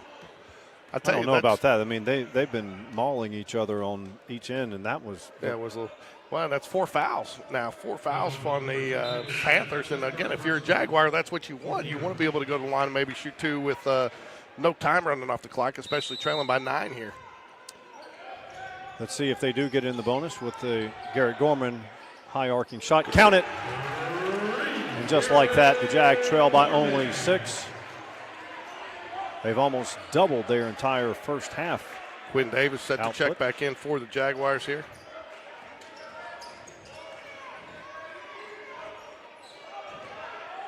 Sam Fox down there at a disadvantage. Dish out. Ooh, No good. Good box out by Tommy Morrison right there, Mike. Very good.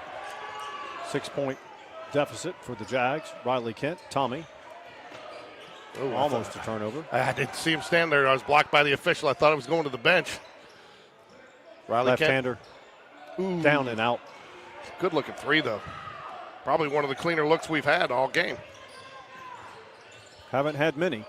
Pelham defense has been suffocating.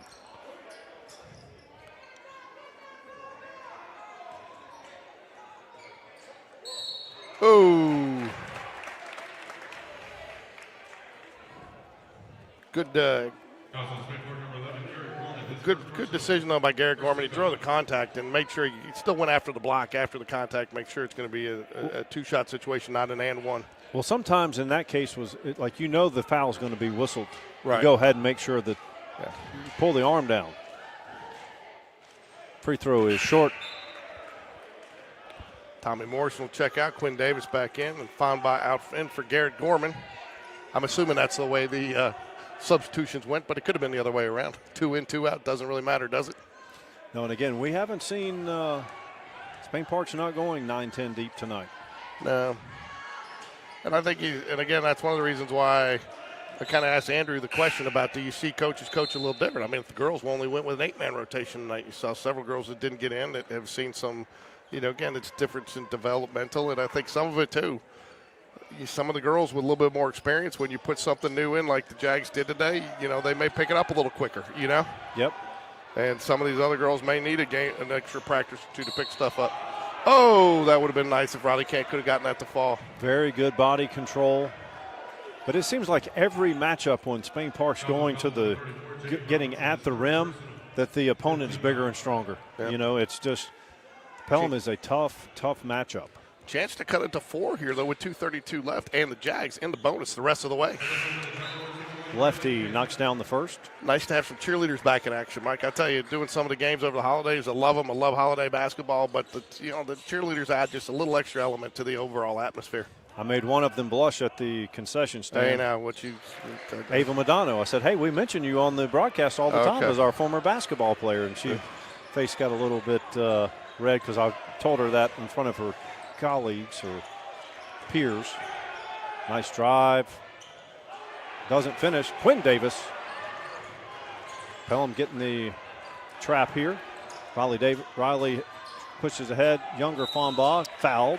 He will go to the strike. So, Mike, does that relentless physical defense though start to take a toll on you as the team is doing it as well? I mean, you got to keep that energy intensity up so well. And you've seen a few shots that Pelham was making early in the game. They're not finishing quite as much on. And that's a good point. Huh? That's a good point. Normally, it's draining for the offense just trying to get open. Pelham seems like that team that you don't want to play because they're just in your grill the entire game. But it also has the effect on Pelham themselves. Well, it can take you playing that style of defense and kind of the reactive way they're doing it can take you out of your rhythm, too, of what you're trying to do a little bit, especially offensively. Would have been nice to have converted that, but a one-possession game now. I think if you're Coach Black, at this point, you're feeling fortunate to be in this situation. Quinn Davis gets the rejection. Putback is good. That's number 0, Andy Olds. Lead back to 5. Under 2 to play in the third. Fonbaugh drives left-handed. Count it. Back to 3-point deficit.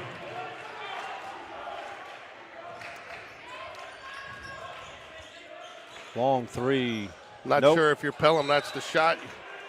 A good call by. That was a good call. And Sam Fox knocked that out. Hey, man, we only say positive things about the officials' calls here. No, that's one thing I will give. That's one thing I will give Nick Nass and the referee for. He'll make the call, and regardless, he will talk to the opposing. He will talk to the coach that hasn't explained it to him. And here's the thing: you can't do ifs, ands, and buts. But Sam Fox had position, and the Pelham guy came over the top, but he did go off. Up ahead, Harrison Stewart does not pull the trigger, gets it across. Nice save by Fonbaugh. He drives, turnover.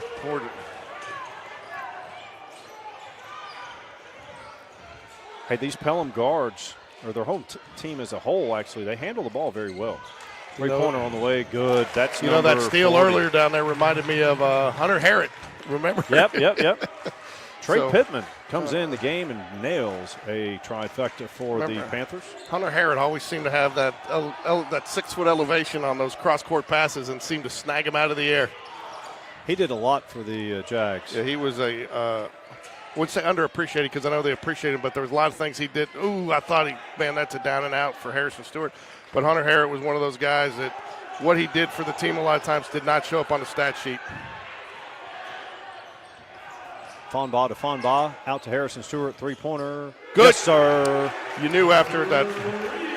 He drew a bead on it, knocked it down. Momentum shifting to the Jaguars here. I think Pelham will probably try to play for the last shot here. Jags do have a couple fouls to give if they want to try to get aggressive here, maybe get a turnover. Nice dish down low and the foul. Caught him under. He's just, that's going to get. Didn't hit him much, but you're going to get that called every time when the guy goes to the floor and you hit the legs there. Drops the dime, hoop and harm. Number 32. Jags still plenty of time though to work down for a good shot here. Cut this lead here heading into the fourth quarter.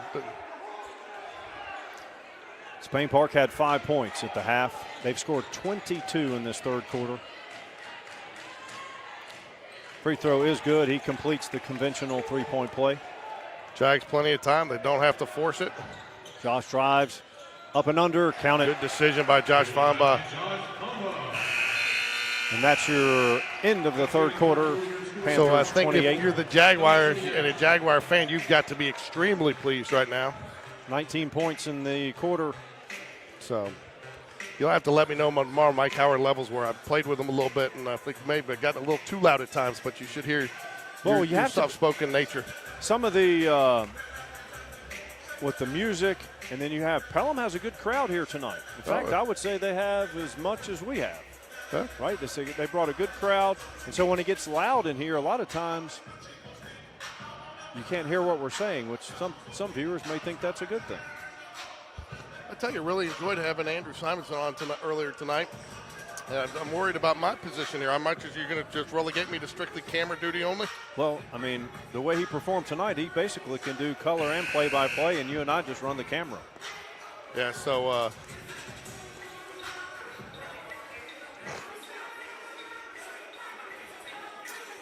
I did get the baseball schedule today. Excited to see some of the games we're going to get to cover, and we will be doing the PBR tournament here at Spain Park, so hopefully we'll be able to get the PBR guys on with us. The Sharps. Pro bull riding? Yeah. PBR. That's Prep baseball report, man. Come on, get with the game. PBR's they run the rodeo every December in Vegas. There we go. I'll tell you what, man, you want to talk about with giving customers, I've got customers some tickets before the games. Getting the rodeo tickets in Vegas is one of the hardest tickets that I've ever had to get somebody. It's even more so than the Super Bowl. Sam Fox down there gets his hands on the offensive board, can't corral it. They'll get Garrett Gorman. Not a bad foul there. Panthers lead 28-24. The Jonathan. younger Fonbaugh coming in. You got it, sorry. I want to thank Jackson. Who is that, Jackson Bell? Jackson. Oh, he can't let that happen. Fell asleep? Who is Jackson on here on the chat, Mike? I don't know.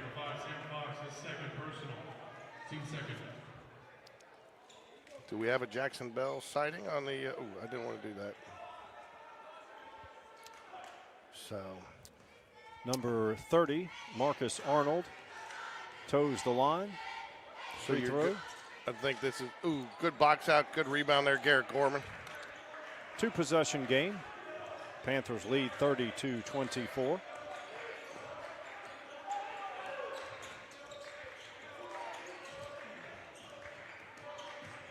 Harrison drives, bounce pass, Fonbaugh. Oh, lots of contact there. Harrison Stewart for three, nope. He did touch the line. Both players have possession. It will go over to the Panthers. But again, some good looks there. Mike, if the Jaguars had this level of intensity in the first, I'm not saying they'd be leading, but I definitely think we'd be looking at a different ball game. Well, I feel they're fortunate to be in a 1 and 2 possession game this quarter. That third quarter was a big boost.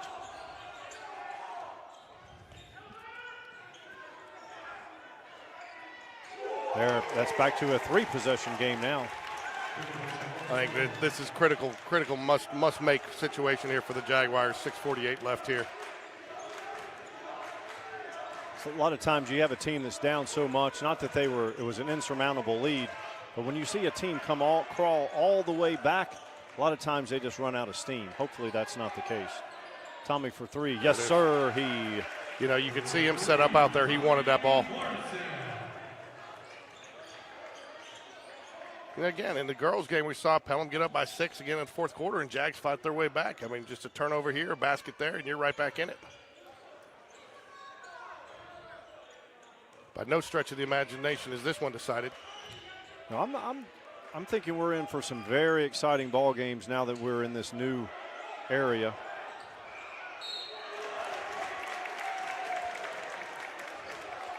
Young Fonbaugh down there held his own, but yeah, probably would like to have seen him lay off of that one a little bit. I thought Tommy Morrison had him bodied up pretty well, and I thought that was going to be a contested, tough shot. But again, it's tough to tell a guy to back off in that situation. yeah, it's Just like trying to tell you to back off my onion rings at lunch today. I didn't eat one of your onion rings. Yeah, I didn't see it that way. If someone stole one, we need to have an investigation because it had to be someone from another table. Nah, no, I'm messing around with you. Sorry, I didn't mean to hit it. Obviously, I struck a nerve there. I'm not sorry. Maybe are you upset that I didn't offer you an onion ring? Absolutely. Well, you should have just taken one. Well, no, then you would blame me on air for taking your ring. No, I wouldn't. You just did. I didn't do it. took a couple of your fries without asking. We sound like an old married couple out here now. 8-point lead.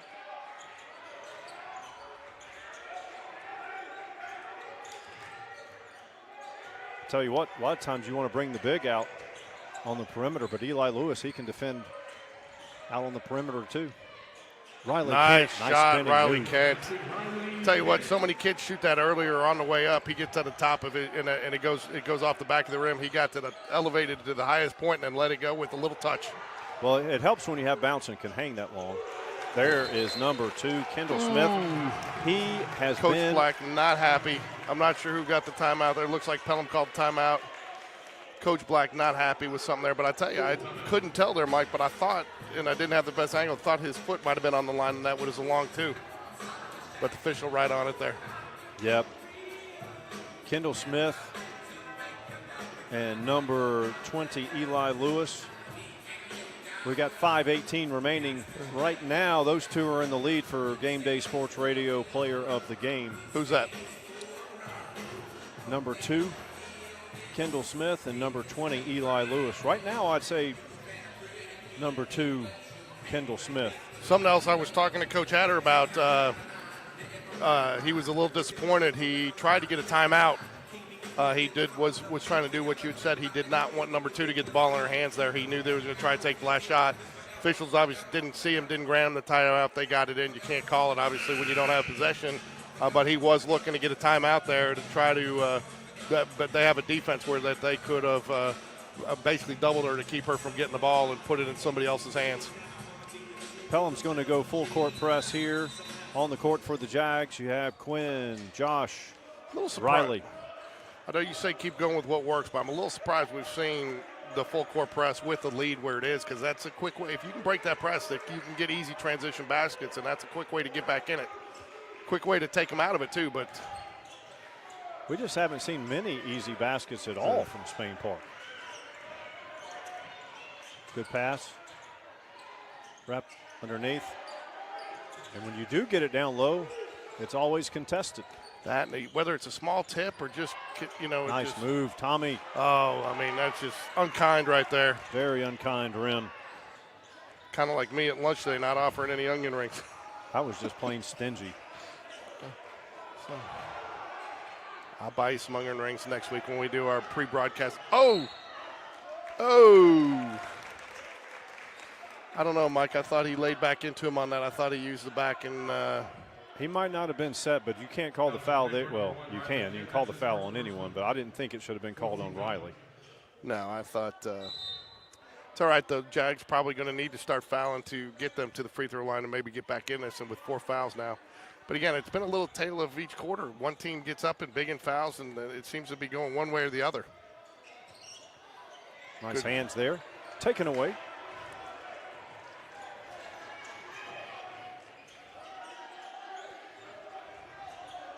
Nine-point lead for the Panthers.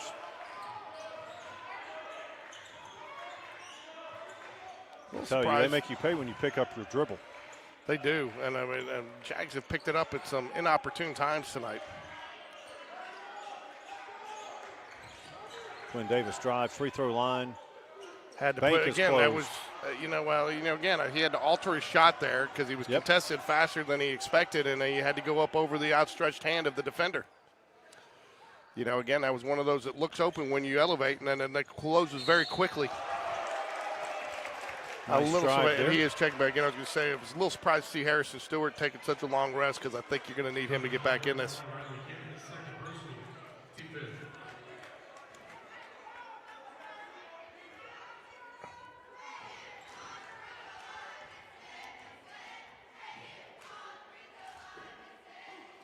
Free throw is no good.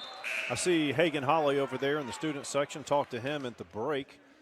He's, I think he's narrowed his college choices down to the Merchant Marines in Annapolis, the Naval Academy. And he might have a chance to play college football collegiate.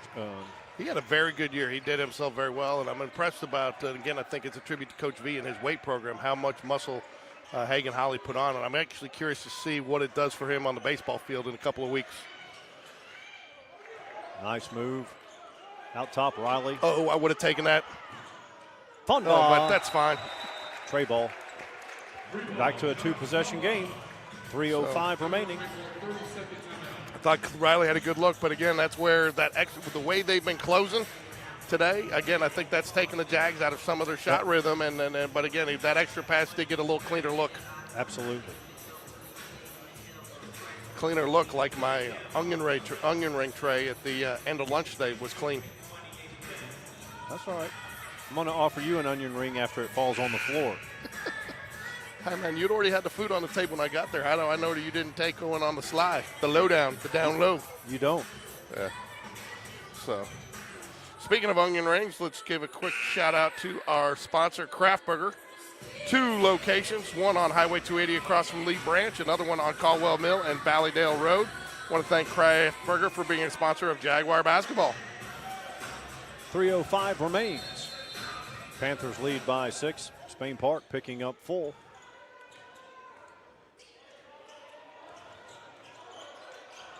Like they're man-to-man. I like it when Coach Black mixes it up. I don't necessarily think we're going to have good takeaway there. Up ahead, Harrison Stewart, left-handed, no good, but he will go to the line. I'll tell you what, if you're a Jaguar fan, you're happy with that. I mean, you can get the lay-in, but you stop the clock. I mean, you want the 2. You'd hope that you get the end 1 there, but again, the clock is stopped.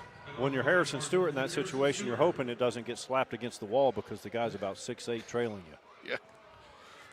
And if you're a Pelham, if you're a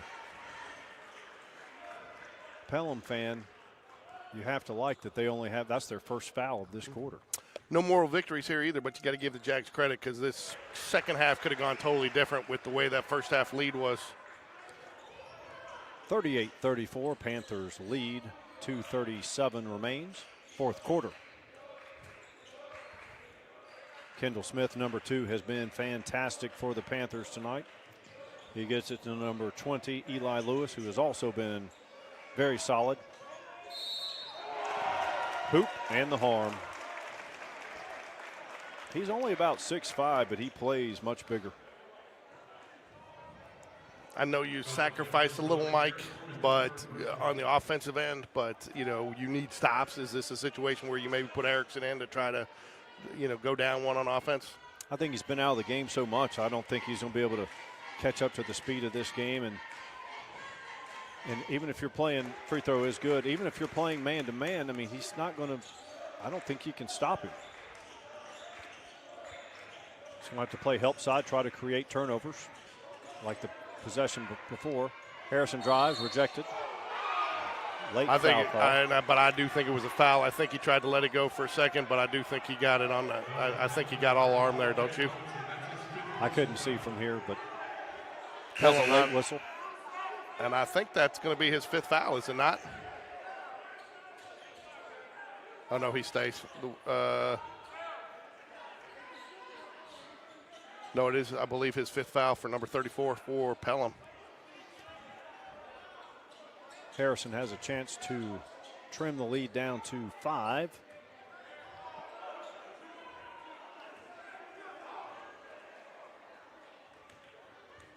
Give these officials credit, though, Mike. As much as we give them a hard time, you give me a hard time about giving them a hard time. You got a rock in your pocket? So, guilty by association, you said it earlier. But I like these officials because they will go over and talk to the coaches and tell them what they saw. Whether you like it or not, whether you agree with the call, they don't have a problem explaining it. And if they realize they missed a call, they will admit it. They won't. Yeah. So, if you're an official and you're going to make a call and you're going to call games like this, you got to stand up for your call. Games like this are tough to officiate. They are. Well, too, and I think one thing Tommy gets a hand on it. The bucket still counts. One thing I like about officiate, because, again, there's 2 types of officials. There's been a lot of contact in this. There could have been a lot of ticky-tack fouls and spent a lot of time at the free throw line. And, I think it's been good that the officials are letting them. Josh was going to try to pass it, go to the pass to the underneath right there. And I think he realized he had just not reestablished himself in bounds and then kind of had to already committed to the pass and had to kind of alter it a little bit. Well, when we do get the ball down there in the paint, you can't score it because they have the size advantage. Yeah. If you get some momentum and on a drive and get a guy on your side, maybe. But again, I think that's the thing that I think that's the thing that you got to look at is when you get it down there like that, there should be an open kick out. And with the closing speed that Pelham has had, even the kick out has been contested. Yeah, you're right. Their recovery time is lightning fast. Quick reminder, we are back here on Tuesday night for senior night against Helena, another second area game for the Jaguars. So join us if you can't make it live on GameDay Sports Radio. Harrison Stewart checks. Oh, they're going to go long ball. Good decision there by the Pelham. Oh, that will send him to the line to shoot two, but again, a good decision there. Not there. You got to make sure you make that, and you don't want to take a turnover there with no time really coming off the clock. So good basketball awareness there, Mike. He might have laid it in, but I felt like his momentum took him too far, so he decided to pull it out. Yep. Number 3 at the line, this is Jacob Gibbs. Left-handed free throw. And these are probably higher percentage shots than what he would have tried to do on that lay-in there. Again, too, you're kind of looking over your shoulder for that pass. You haven't had a chance to really get your eyes on the basket to find where you are. So if you're not sure, go ahead and dribble it out like you did.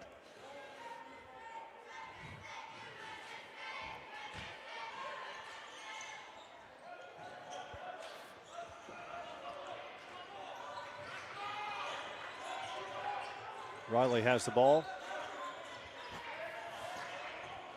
Turns it over. Kendall Smith will go to the line. I'm afraid that's probably going to do it for the Jaguars. They can't have those turnovers when you're trying to crawl back, you know? Yeah. 8-point deficit now with Kendall Smith.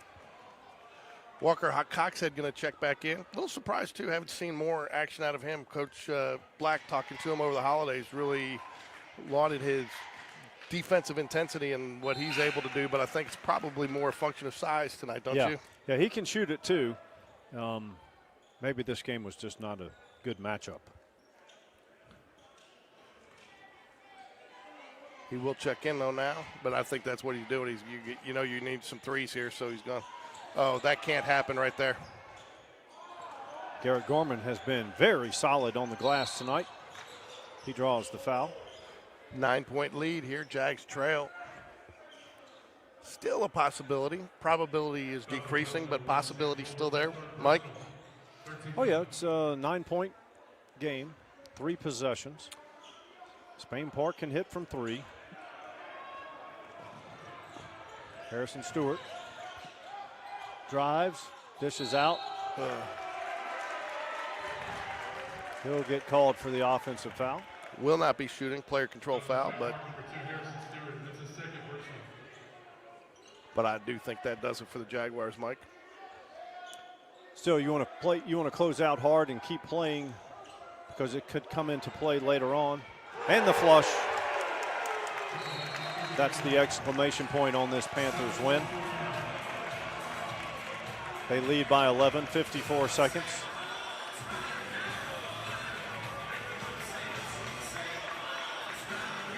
I will tell you, though, Mike, I've seen a lot of basketball so far this year, and again, it's a little different once you get to area play, but I would say this is probably one of the top defenses I've seen face any team.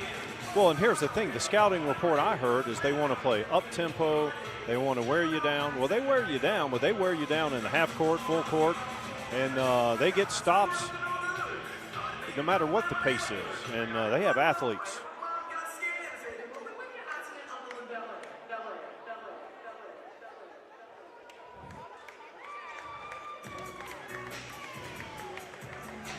Well, I'm thinking my vote for a player of the game, GameDay Sports Radio player of the game, is number 2, Kendall Smith. It was close between he and Eli Lewis. What do you say? I would probably agree with that. I mean, the only reason I might lean towards Lewis is Smith had to come out a little bit earlier with 2 fouls, and Lewis played just a little bit, but I think he came back.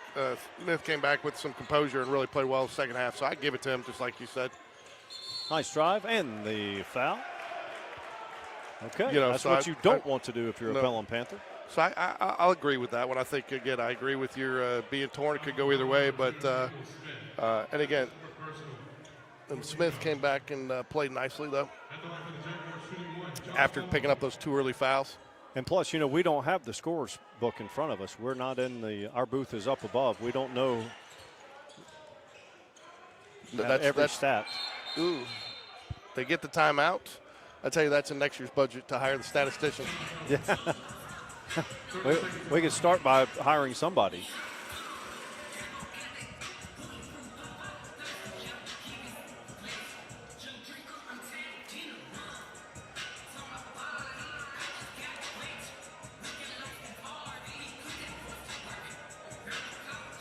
.6 seconds left here. Just a quick reminder.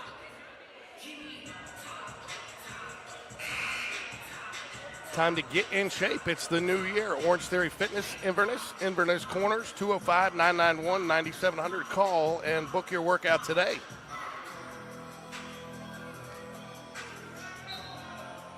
Pelham can still run the baseline. It was a made basket, so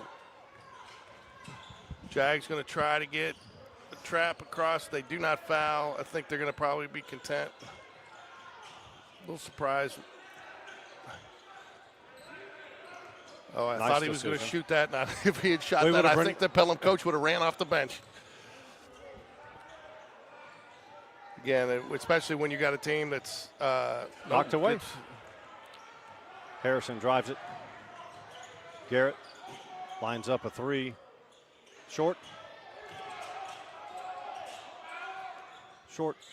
Mid-range jumper, nice good. Shot. Joshua Fambach cuts it to a 8-point lead. 6, but down to 6. Again, very good basketball awareness. Doesn't even have to pass it in. Knows there's less than 5 seconds left on the clock, and just holds it there. Very good, Mike. I got to, pleased with the way the Jaguars played in the second half. They could have rolled over in that one, but definitely put some effort into the comeback, and had a chance to come back. Cut it to a 1-score at one point, but again, I got to say I'm impressed with this Pelham team, and I think you're going to see them at the top of the area coming out. Very well coached, very intense, and very smart on the basketball IQ. Solid, impressive. Yeah, basketball IQ is key there.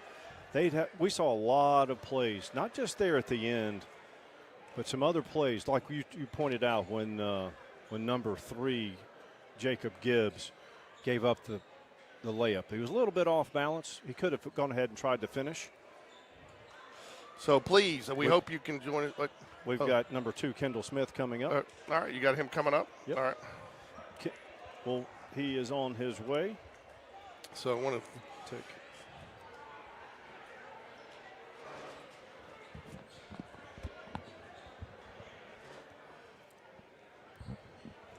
Kendall. Congrats on a first area win coming off right out of the gate. How does it feel to win your first area game this season? Man, I'm blessed, man. To lead this team, man, this year after sitting behind so many people, just a blessing to play every day. So what grade are you? I'm a senior this year. Senior, okay. So you're the Game Day Sports Radio Player of the Game. It came down to you and number 20, Eli Lewis. Both of you played very well. We could have given co-players of the game, but we don't like to do that, so you made it. So talk a little bit. You pick up 2 fouls early, if I'm not mistaken, but it didn't really impact your play the rest of the way. You kind of came back, and you still played with the level of intensity that you would expect. Man, you just got to keep playing hard, trust the next person. If you foul out somebody that's been working just as hard as you was ready to go, and that's all I do. I just keep pushing myself. So the final score was 47-41. The scouting report we heard was you guys want to press the pace. We were really caught a little bit off guard by you guys were getting stops in the half court. You could press full court, but you guys were relentless in the half court defense. Yes. I mean, hey, just working hard at practice every day, man, picking up the intensity. We started off the season very slow, but I'm just glad we picked it up and we were able to do it. So the real season doesn't start till area, right? You're right here. I've heard a lot of coaches say that, you walk off the court, one of the things you want the other team to say is we don't ever want to play those guys again. Kind of picked up that's kind of your mantra and your philosophy as a team, the way you guys play defense, because every shot seemed contested. Even when Spain Park had an open look, you guys closed on them, and you guys contested everything. Is that something your coach preaches to you? Yeah, no easy looks. If you see a wide open layup, I'd rather you foul them than just let them ball up. So that's I'm just glad we just came out here and played very hard. You guys played, and we don't have a privy to all the information, so it feels like there's a lot of seniors on this team. You guys played well together because you guys don't seem to miss a beat with substitutions coming in. So are you guys as close off the court as you are on the court? Yeah, it's a big family, man. It's a lot of seniors, a lot of leaders on this team, and for us to just step up and come together, I mean, a lot of these guys haven't really been playing that much, so to step up this year is really big for us. Kendall, you're the player of the game. Outstanding effort today.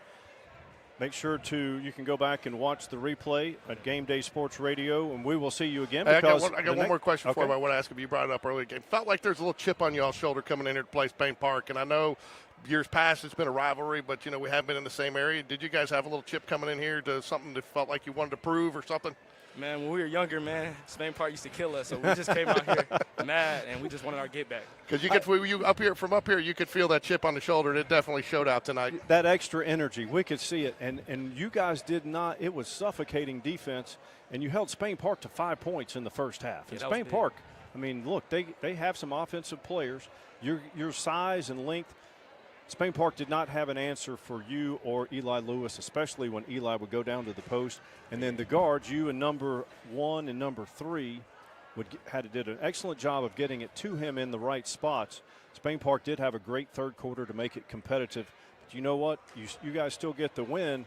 But I think both teams are going to come out of this game better off.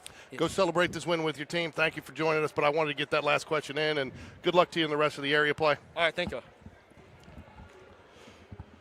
That's good, Mike. It's always good to hear, and it's, you know, again, you got to give credit where credit is due, and credit was due there for Pelham. I played Spain Park today, and you got to give award to the performance. Yeah, no doubt. And so often, like when it wasn't official, but we saw Fincher play in the tournament, and she didn't make it to the championship game, but you and I both agreed that she was probably the MVP of the tournament. Yeah. Now Tori won MVP of the game, of the championship game. Yeah. And but we do things a little unconventional here. So, want to thank Craft Burger and Orange Theory Fitness, our two sponsors, and congratulations to Pelham. But again, Mike, I'm interested to see how both the ladies and the boys respond Tuesday night. I think they both felt like there were some missed opportunities here. Pelham definitely outplayed for the majority of the game. Jags fortunate to get back into it. But anyways, go Jags, and we will see everybody Tuesday night. Senior night.